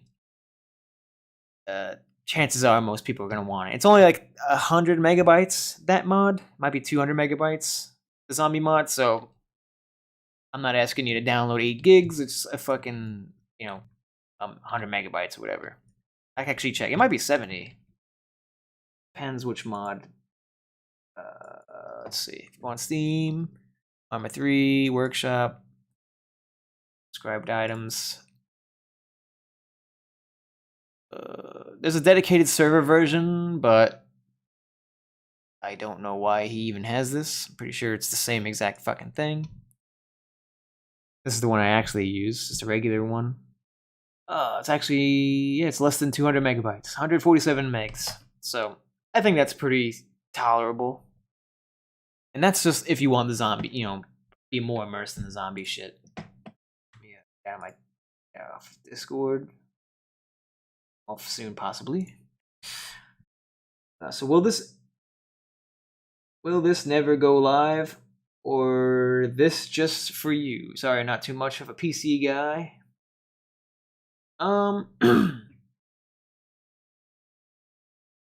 Will this never go live? Oh, do you mean like will I release this? I will release this. Yeah, my radio script that I was just working on that you probably didn't see, that's already released. I just need to work on the update to release that. And then this, yeah, I wouldn't be streaming it if I wasn't gonna release it. That'd be fucking stupid. It's like some try-hard shit. No, I will be releasing this when it's ready. Right now, if I were to release it, it's too buggy. The inventory system is currently broken, and the zombies are really, really, really, really bad.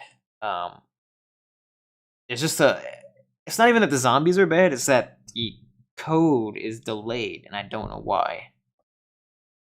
And it's in in an unscheduled environment as far as how the code is operating, and maybe that's why. Anyway, like the zombie will their pathfinding doesn't seem to update as often as I tell it to update, and I don't know why. It's the best way to put it. So like you can easily just fucking run around the zombies. The next thing I probably should fuck, the inventory system is really the biggest thing. I need to fix that. But once the inventory system's fixed, next thing I'm gonna work on is friendly and enemy AI, as far as like random enemy encampments and towns, as well as like I want to make it like Stalker. I never played the basics, vanilla Stalker, but I played that fucking Call of Pripyat mod. Call of Chernobyl, maybe that was what it was called. And it had AI that would randomly spawn in, and they'd be of a random faction. Some factions like you, some factions don't like you, and the AI would actually go around killing shit, doing objectives, and they even looted dead bodies, which I thought was cool. Like, they would physically go up and loot an item, and if you killed the AI who looted that item, you would see that he actually has that item in his inventory. Pretty cool. I like that shit. So I'm going to do the same thing in this. So DayZ, it's not going to be a DayZ clone, but in a lot of ways it will be. That's where this all sprung from. How long till completion? Interested in trying this out. Just got a PC. Oh, you just got a PC. I don't know. Last time I was like, oh, it'll be out in 2 weeks, and then I realized that I have to do a whole lot more coding, so I don't know. And as soon as I get this inventory script system finished, it'll be playable at the very least, technically. I don't know if I'll release it like a test version at that point. I would like to have more save progression. I need to test my server side progression still. I think I have a basic form of it. Let me see.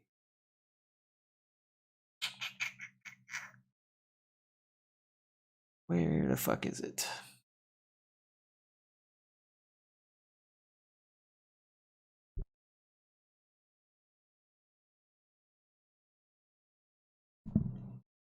Alright, it's gonna be this script right here. Server-side function which saves all data for each vehicle. Player 10, oh yeah, that's right, 10 items. So, even this part needs to be fixed as well. And there's currently no way to, or there, let me go, let me read what you're saying. Nice. So you're adding missions and stuff? Yes. What? Or new items and stuff to do. This more of a reskin of whole new direction. Adding missions. Yeah. So, the goal, honestly, once I fix this stupid inventory shit and this basic server side progression saving, because I want to be able to make it so like if you shut your server down and then you start it up later, everything's where you had it last. On your server at least. So all the random towns that generated, all the factions, whatever the fuck, the missions that were completed on the server, all that stuff's going to be persistent.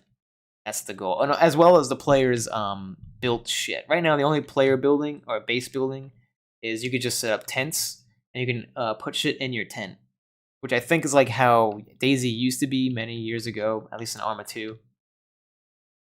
So I use that system. I don't have a full-blown fucking base building thing yet. I don't know when the hell I'll do that. Base building code is pretty complicated. I may just take someone else's shit, give them credit for it, and put it in here. But as far as missions go, so yeah, the random towns that generate, I guess the town already exists, but the control of the town will be random. There'll be random towns that are randomly, not all towns will have AI controlling it, but let's say like maybe one time you go into Nidek, it'll be infested with zombies, there's no factions there. Another time you go there, you might find a friendly faction there. Another time you go there, it's a hostile faction. And depending on the faction that's there, they may offer you quests or whatever you want to call them, little side missions, whatever. Like, hey, fucking find us some supplies and we'll take care of you in this way. We'll give you free medical treatment every time you come by. Stupid shit like that. It'd be cool to have that. I don't know. And you could double cross them and kill them all, whatever, or try to. It's gonna be mostly a co-op kind of mission, open world and sandboxy for the most part. But I do want to encourage co-op gameplay. Hang on one second, my fucking humidifier is making a weird noise.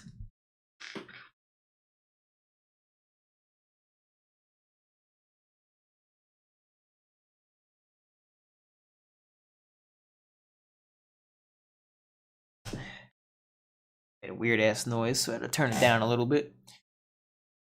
You got a later on survival MMO, my favorite.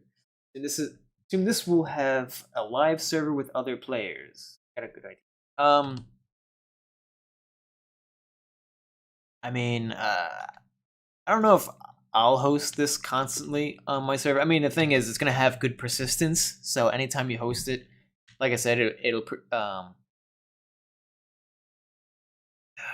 right now, everything is saved on the server. I don't save any information on the player. Even the player stats are actually saved on the server.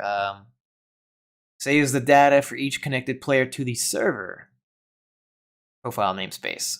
And this is to prevent easy hacking or easy... I mean, it's not impossible once you learn the variables and all that. If you have the scripting tools that allow you to do malicious shit on a server, you can technically still get around this. But it's a way to make it harder. You need a tool or a mod that breaches the server stuff. But anyway, it's more of a pain in the ass. If all the code is saved on the server, meaning that your character, let's say you host your own server, whatever. You create your character, you get pretty far in the game. Everything's persistent, where your tents are, where you are, your gear, all that shit. It's all persistent. Yay. Now you go to join someone else's server. You join on someone else's server, you're creating a new character. You could, if you were to host your own server again afterwards, you'll still have your mission progress and your character, because you are considered the server in that case. You hosted it. But if you go to join someone else's server, on each server you'll have a unique character, and each server will have its own unique random generated shit. So don't know how much people will like that, but it adds to the, at least I would think it adds to replayability. It's a kind of a security measure to save the player stats to each server. In DayZ, I believe that the player stats are client side. It's actually the exact opposite. Where you can join any server and you'll always be the same person and with the same gear in the last location you were, you logged out at.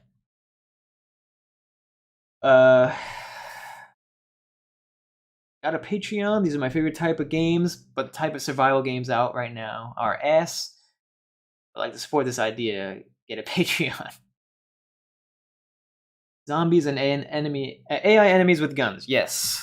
I do not have a Patreon. I don't. I was gonna create one years ago, but then I looked at Alias Cartoons, and he's a really good scripter. And he took YouTube pretty seriously, and he had a Patreon. So I was like, all right, he's gonna be my barometer to see how successful it is to be that guy and have a Patreon. He had like 2 Patreons, and at that point, it's like, you know what? That's kind of, you're at least at that point you're begging for pennies at that point, and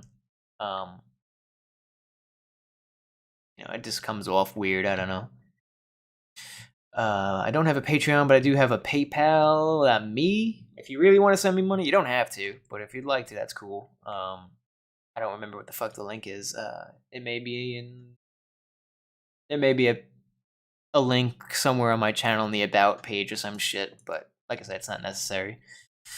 I appreciate it though, nonetheless, especially with the price of everything going up. Definitely appreciate it. Even the thought counts, so hey.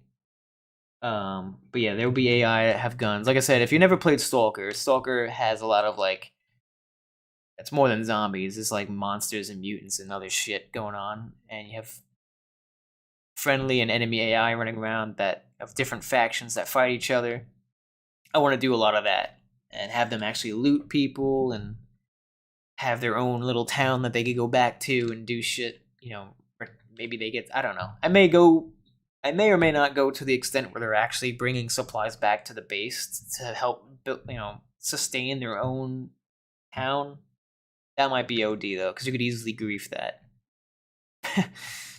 Grief the AI by killing their guys on supply runs, but maybe I'll keep it that way. I don't know.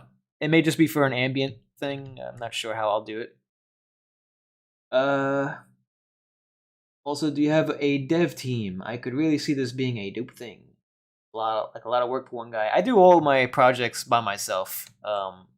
It is a lot of work. I got through pretty much all the hardest stuff.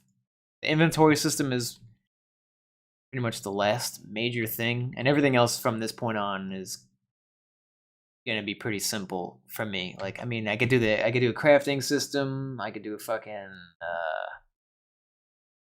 shit. I mean, look at Project Zomboid. That game goes to show how much I won't ever make it like that detailed because that's too much code for Arma. Like, you need to remember what Arma is. It's a heavy game, and there's really only so much you could put into it before the FPS starts going to shit. I can make it really in depth, and I can increase the zombie count. Like, let's say, let's try again. So if I go to play in multiplayer again. I'm gonna spawn on a roof just because that's where I last told the game to save. I don't think I have code in here yet that saves and loads automatically. I have to use a command to do it specifically, just because I haven't saying a lot. It's annoying me. This time I didn't load my guy. Why is that? Weird.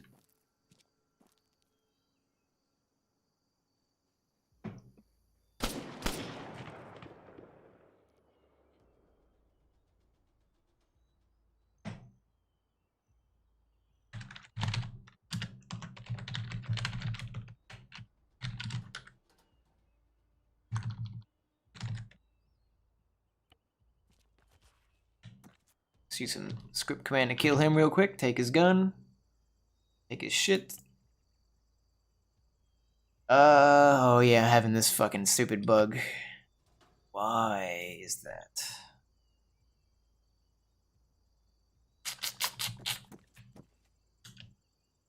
So, the reason why it's closing out my inventory instantly is because I have some code that is telling your inventory system to close if the guy is a zombie. And for some reason, it's thinking that this guy's a zombie, and I don't know why. It's looking at maybe his uniform. Oh, maybe it's the uniform. I think it's checking his faction. Because he's dead, when you're dead, your faction actually becomes a civilian, so it probably thinks he's on the zombie team. Sorry if I'm not reading the chat enough. You should have certain areas, one faction, others areas, another faction. Have it all out faction wars. And on next video, down to help if progress is shown. Yeah, buddy. Yeah, a lot of these streams I end up hiding the video or hiding. I don't delete the streams that I do, but I just hide them, just because I figure I don't want to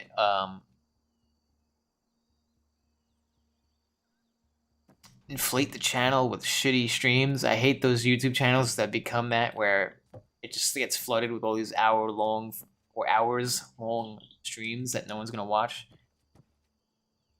But as far as the next video I'll probably do a tutorial video next, just to appease the majority of the subscribers that I have, even though I only have like 1,000. I do a couple more tutorials on optimization, how to do certain things, and then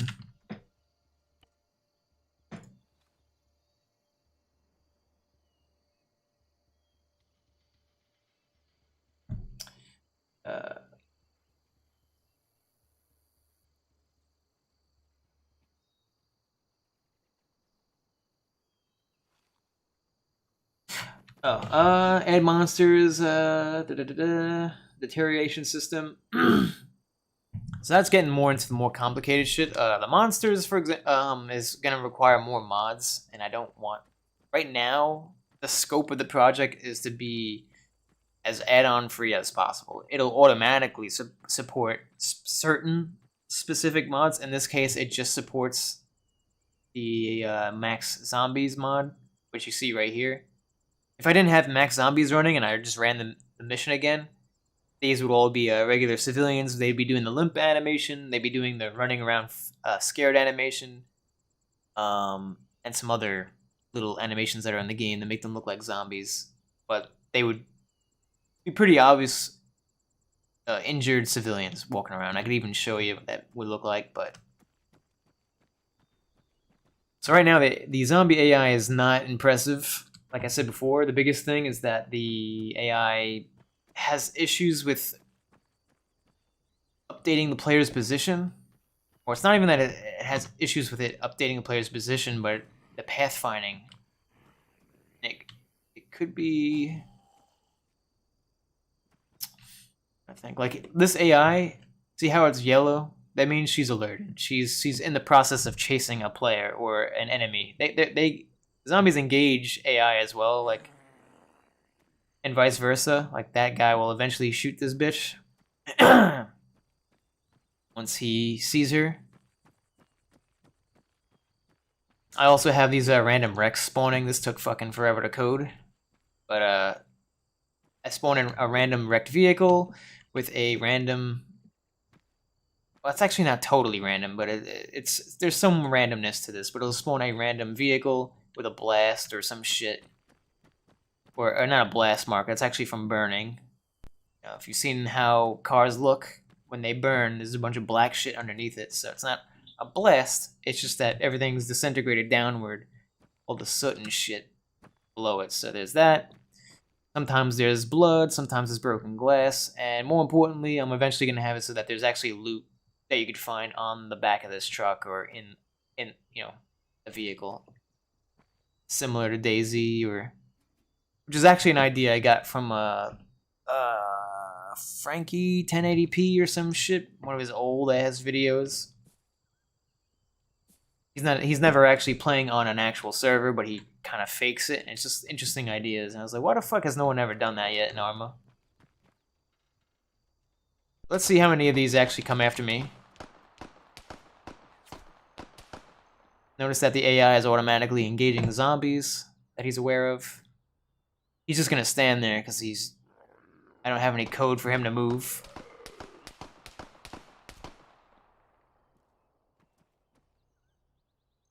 Notice how stupid they are, and they're really slow, and some shit I gotta improve.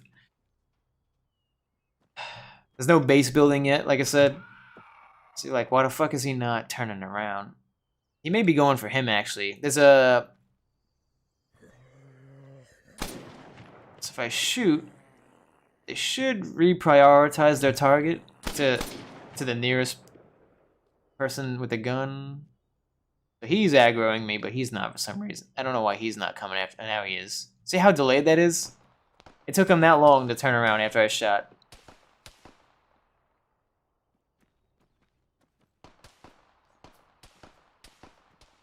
So I don't know why there's such a massive delay. I have fucking 70 FPS, so it's not like the game is lagging. I don't think my scheduler is full. Scheduler is basically a built-in system in the game that kind of delegates like what code can prevents you from spamming too much code at once, or at least it tries to, by putting it all on a scheduled list. Only so much code can execute per 6 ms or whatever the fuck.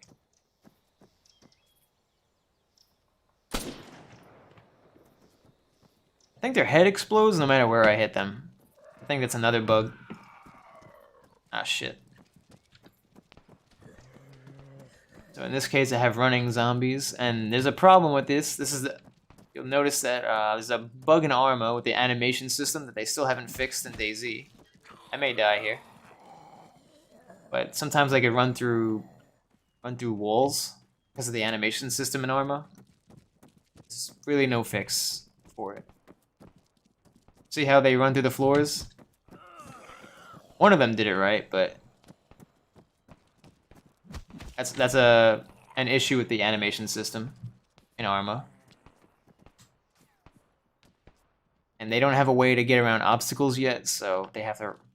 It's easy to exploit certain shit like that.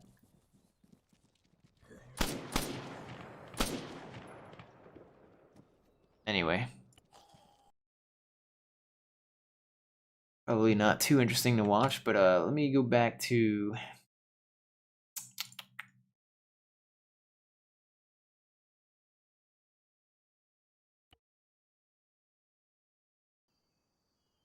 Go back to the vanilla zombies real quick. Damn, it's getting pretty late. You need to go to bed soon. Was become pretty hard for me to work tomorrow with nearly no sleep.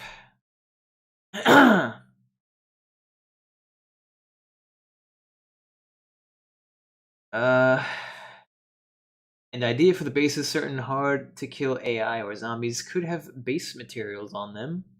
And in order to keep your base secure, you have to bring a certain amount of special enemy supplies into base. Interesting idea. Oh shit, did I click the wrong map? Nope.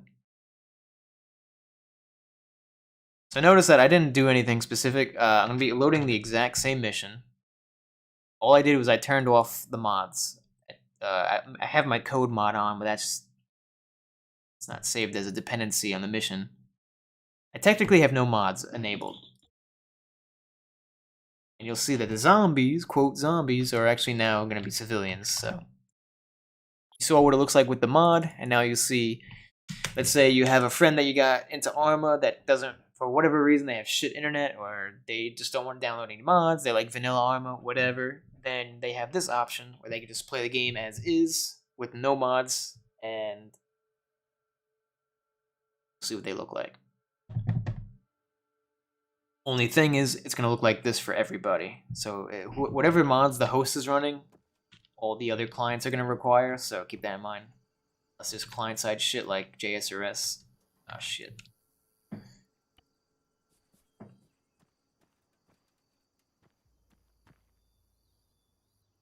Alright, so here's a... I forgot I actually put these here. Now, I don't know how I'm going to do the discovery of tents, these tent backpacks, because backpacks are handled differently than every other item in the game. They're not like magazines, they're not like weapons. They... When I spawn in a backpack, it forces its own weapon holder no matter what, and it always forces itself to spawn on the ground. It's annoying. You don't have control of precision placement of spawned objects like these backpacks. So I may just spawn make it a chance to find these backpacks inside of a car, like in a trunk of a car or some shit. But I don't know.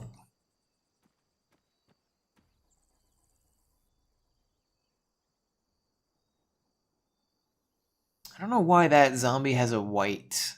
Oh, never mind. Okay, he's blue now. Pretty sure white...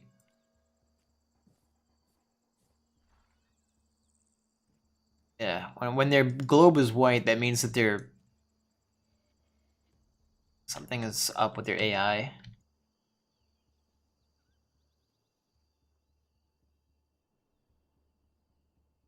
There's no way to up alertness. There is. I have to rewrite a lot of shit. I need to make the AI more responsive. That's the biggest thing. They seem like they're not alert, and really they're not as alert as they need to be. This is really basic zombie AI, by the way, like that I wrote from scratch. So it technically works. So now you can notice also that these are civilians that are just... They're injured. They do the little injured animation. If they're walkers, if there are runners as well. Oh wait, we got some fucked up ones here, and they're in the white state. These don't use the sound effects from Max Zombie, so they don't sound as bad. It seems like they're getting stuck when they spawn on an object or come across an object. Like this AI his nav mesh is interrupted by this fucking fence, this little tiny piece. So he doesn't know where to go. Actually, I don't know if he's even animating. I don't know what the fuck is up with him.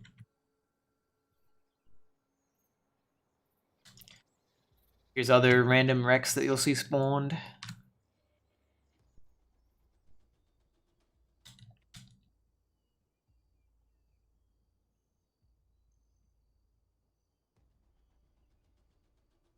And remember, there's gonna be there currently is no items in the vehicles yet. But there will be, like in the back, or whatever, or there'll be a chance to be. It's not gonna be like DayZ where there's like a 1% chance to find loot per house. That's fucking stupid. There'll be a chance to find something, and there'll be hopefully be enough items to change it up.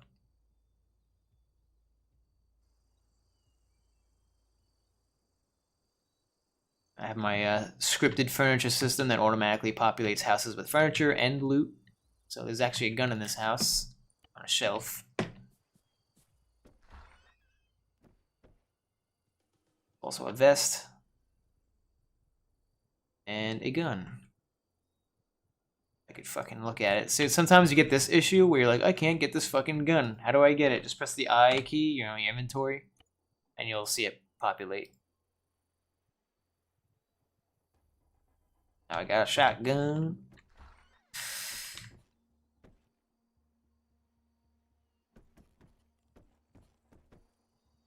Thank you, appreciate it. Thanks for engaging. But yeah. Now, and this is pretty much the only base building, is where you just set up a fucking tent. Later on, I'll probably have actual base building and reinforcing of houses, but yeah. I hate that too. I corrected on all my DayZ servers. Yeah, that's honestly, I tried out DayZ yesterday with my friend, and I tried to give DayZ a shot, but it just sucks. The game just is trash. There's no loot to be found anywhere. Like and you're starving instantly. You're already dying of starvation and thirst, and you have like 5 minutes to find loot. I ate like 3 boxes of cereal and an apple, and it like quenched like 4% of my hunger. I was like, this is fucking gay. Anyway, when I open my inventory key, when I'm near my tent, notice it says accessing camp inventory. So my camp inventory is actually going to be any items in here are going to be persistent. Say I put a canteen in there. You'll notice that there's no canteen on the floor below me. It actually magically went inside of a weapon holder inside of this tent. So if I open up if I press I here, there's nothing here. But when I go up to my tent and access its inventory, there you go.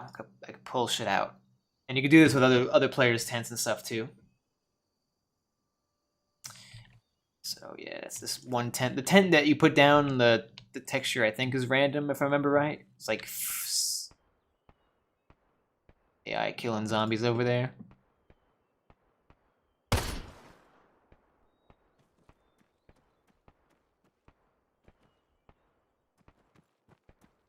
But yeah, I'm gonna show off a couple more things and then that'll be it.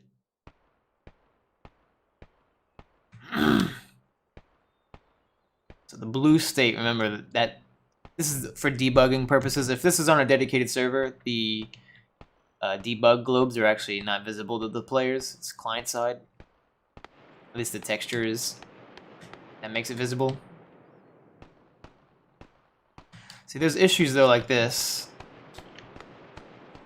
That's with a lot of AI in Arma, where they just get stuck at doorways. Not much you can do about that. There are workarounds, but and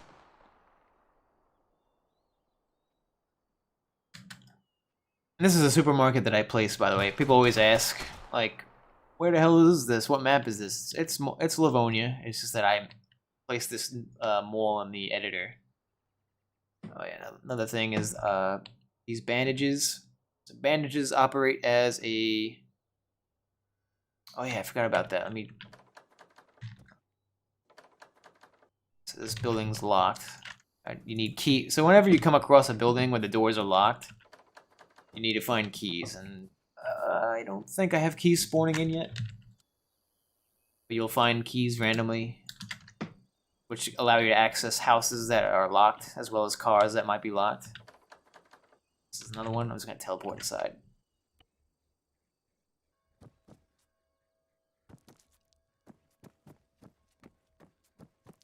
Generic error in expression. I don't know why that door opened up. Should not have happened. I think it's because of the door's index. There are no items in this mall or a grocery store, which is weird. And as you can see, I am spawning a fucking shit ton of zombies in this town. Actually, probably more than I need. 63.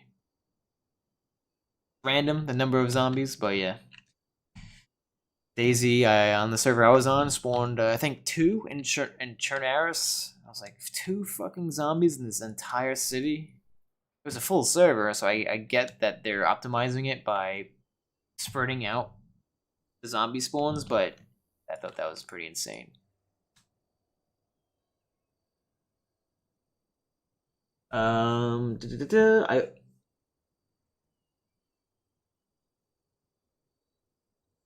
alter all that and give each player starting supplies. Makes no sense to make it that far enough in Apocalypse. Nothing but a glow stick and some rags. I agree. I think, I don't know if I have the code in there yet or not. Ah, shit. But I think the gear is randomized. Maybe not. It might be fixed for now, because I'm still testing the inventory system, but...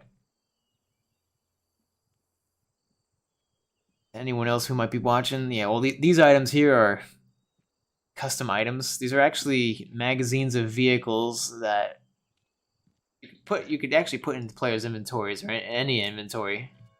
And I just basically change the icon and the text. And I add an event handler to each item in there. Or actually, no. It's an event handler that's added to this inventory interface. And so whatever you double click on deletes the item. And I think what it does actually is it...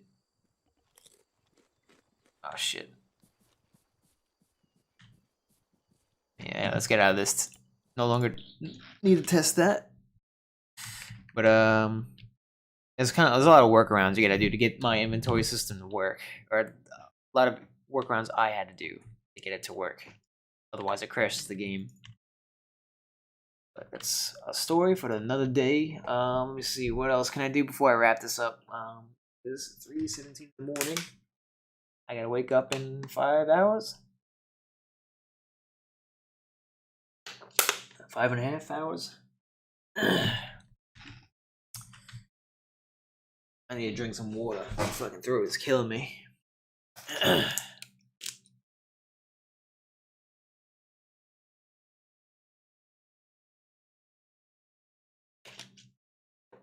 man. Oh, man. Fucking hurts the more I swallow. Might be getting strep throat or some shit. Anyway. With that said, I'm probably gonna hide this stream as well once it's done, but yeah, I pretty much accomplished my goal, which was to rewrite the radio script to utilize a stacked event handler using each frame parameter, I guess, using each frame stacked event handler. That has pretty much fixed fucking like 5 bugs, potentially. I still need to test it. I'm definitely gonna need to fix some other stuff and alter it, modify a little bit. I probably will add another stacked event handler for OnEachFrame to handle cycling through channels and opening up the radio interface, but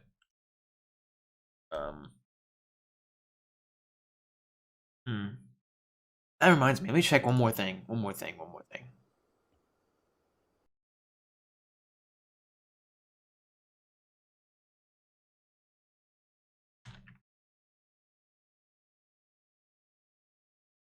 Oh wait, no.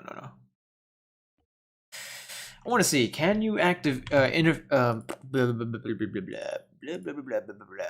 you access the radio interface in the Zeus interface, or do you have to leave the Zeus interface to use it?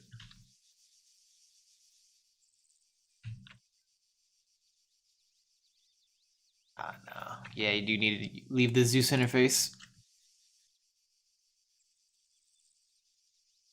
But you can still cycle through the channels.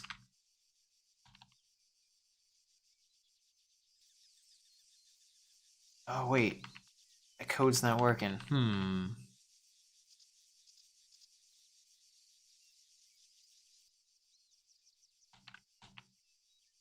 Oh, because it's a display event handler. That's right. Shit. Yeah. I'm probably going to rewrite my, get rid of all the display event handlers for the most part. Yep. That's going to be the play.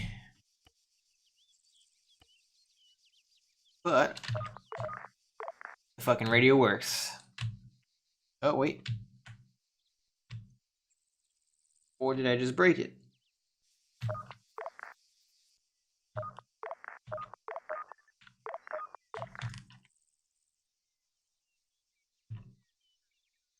Huh. That's interesting.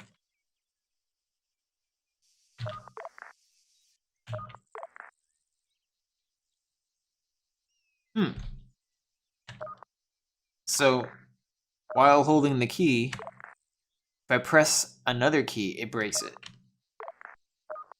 I think.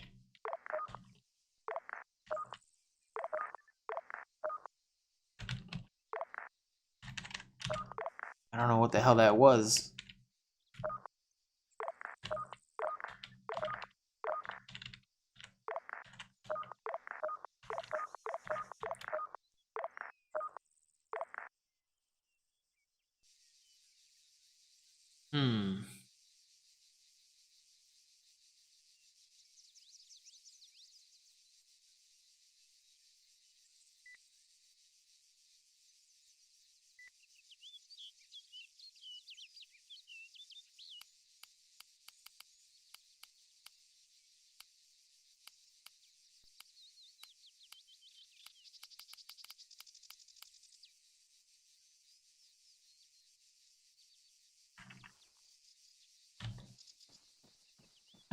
Yeah, anyway.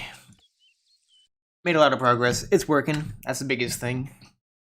Still need to make some modifications, but otherwise, it is squared away. I need to work on the inventory system of the zombie shit. I need to work on a lot for that mission, to be honest. That mission needs a lot of work. What the fuck? Get out of this shit.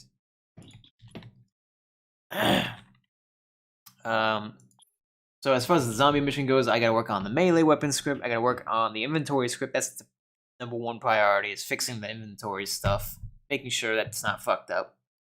So inventory, melee weapon script. I'm actually totally rewriting that. It's about halfway done-ish. I need to rewrite or start writing the AI spawning for generation of friendly and enemy towns and those factions, how those operate, the little groups of friendly and enemy AI you may run into, neutral AI. You also base building is extremely low priority. I don't really care about that shit. It will be something I need to focus on, something for you to actually because players need a sense of something to build. But anyway, I'm not gonna get in that discussion.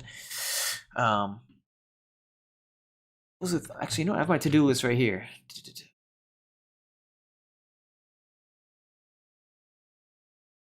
At least for this mission, I have a to-do list. Headless client support, that's going to be important later on. The ability to repair specific parts of a vehicle, as well as inspect vehicle as well as using different animations and sound effects for what you're repairing.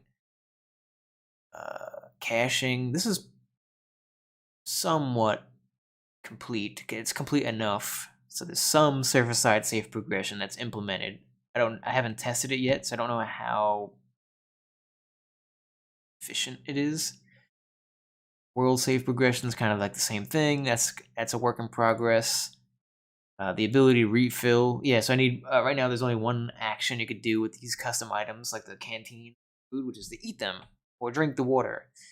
But I need to add an ability to, refill water, for example, or some shit. Use a tool on an item, like using a can opener on a can of food, for example. Like there needs to be an intuitive, easy way within the default Arma interface to do that. It's another thing I gotta work on. I'm still working on figuring out how to remove all the event handlers and functions that are added by Mac zombies that add those stupid sound effects and the headshot effect. Yeah, crafting system would be cool, as well as base building. I have a points-based skill system that I have the foundation somewhat worked on, but it still needs a lot of work. Need the ability to heal individual body parts. I mean, you could read it, you could see everything on here, but so I gotta spawn in animals. This idea, power grid and water supply that eventually goes out or that you can utilize. That's from what's that game? Dead Matter. I think Project Zomboid does that also. I need to make zombies able to climb over and overcome obstacles, but before I even do that, I need to make them more responsive. So the zombie stuff is kind of important. That's the purpose of a zombie mission. Is the zombies have to be a threat. They have to be, I don't know. And I also need them to target vehicles and be able to do damage in a way to them when a player's inside of it. There's a whole bunch of more shit. I could go over the whole list, but and there's even stuff I haven't even written down yet. But yeah, there's also residual projects that I have that'll pass on into here, not subconsciously, but passively, such as the melee weapons system. I don't even think that's on my list for the zombie mission, but that'll be directly put into this and put into the inventory system, so that way you can use melee. Certain items can be used as a weapon or as a tool. And yeah, it's a whole nother thing. I'll do a stream on that eventually. Going over the rewrite of that. It's halfway done, just about already. And then integrate that into my inventory system. But anyway, my throat is killing me. I got work tomorrow. I could stay up later and code more, but I have work. Work is more important. Gotta pay the bills. So I'm gonna get off of Arma. I'm gonna stop streaming. Try to get myself to sleep, even though I'm not tired. And yeah, I'll see you guys whenever the hell I next time stream on English. Next time I stream, I'll be back and we'll be coding probably either more of the radio script or more likely it'd be more with the zombie and melee system and inventory system, but we'll see. But yeah, I appreciate you guys interacting in the chat. And yeah, good talking to you all. Rock out.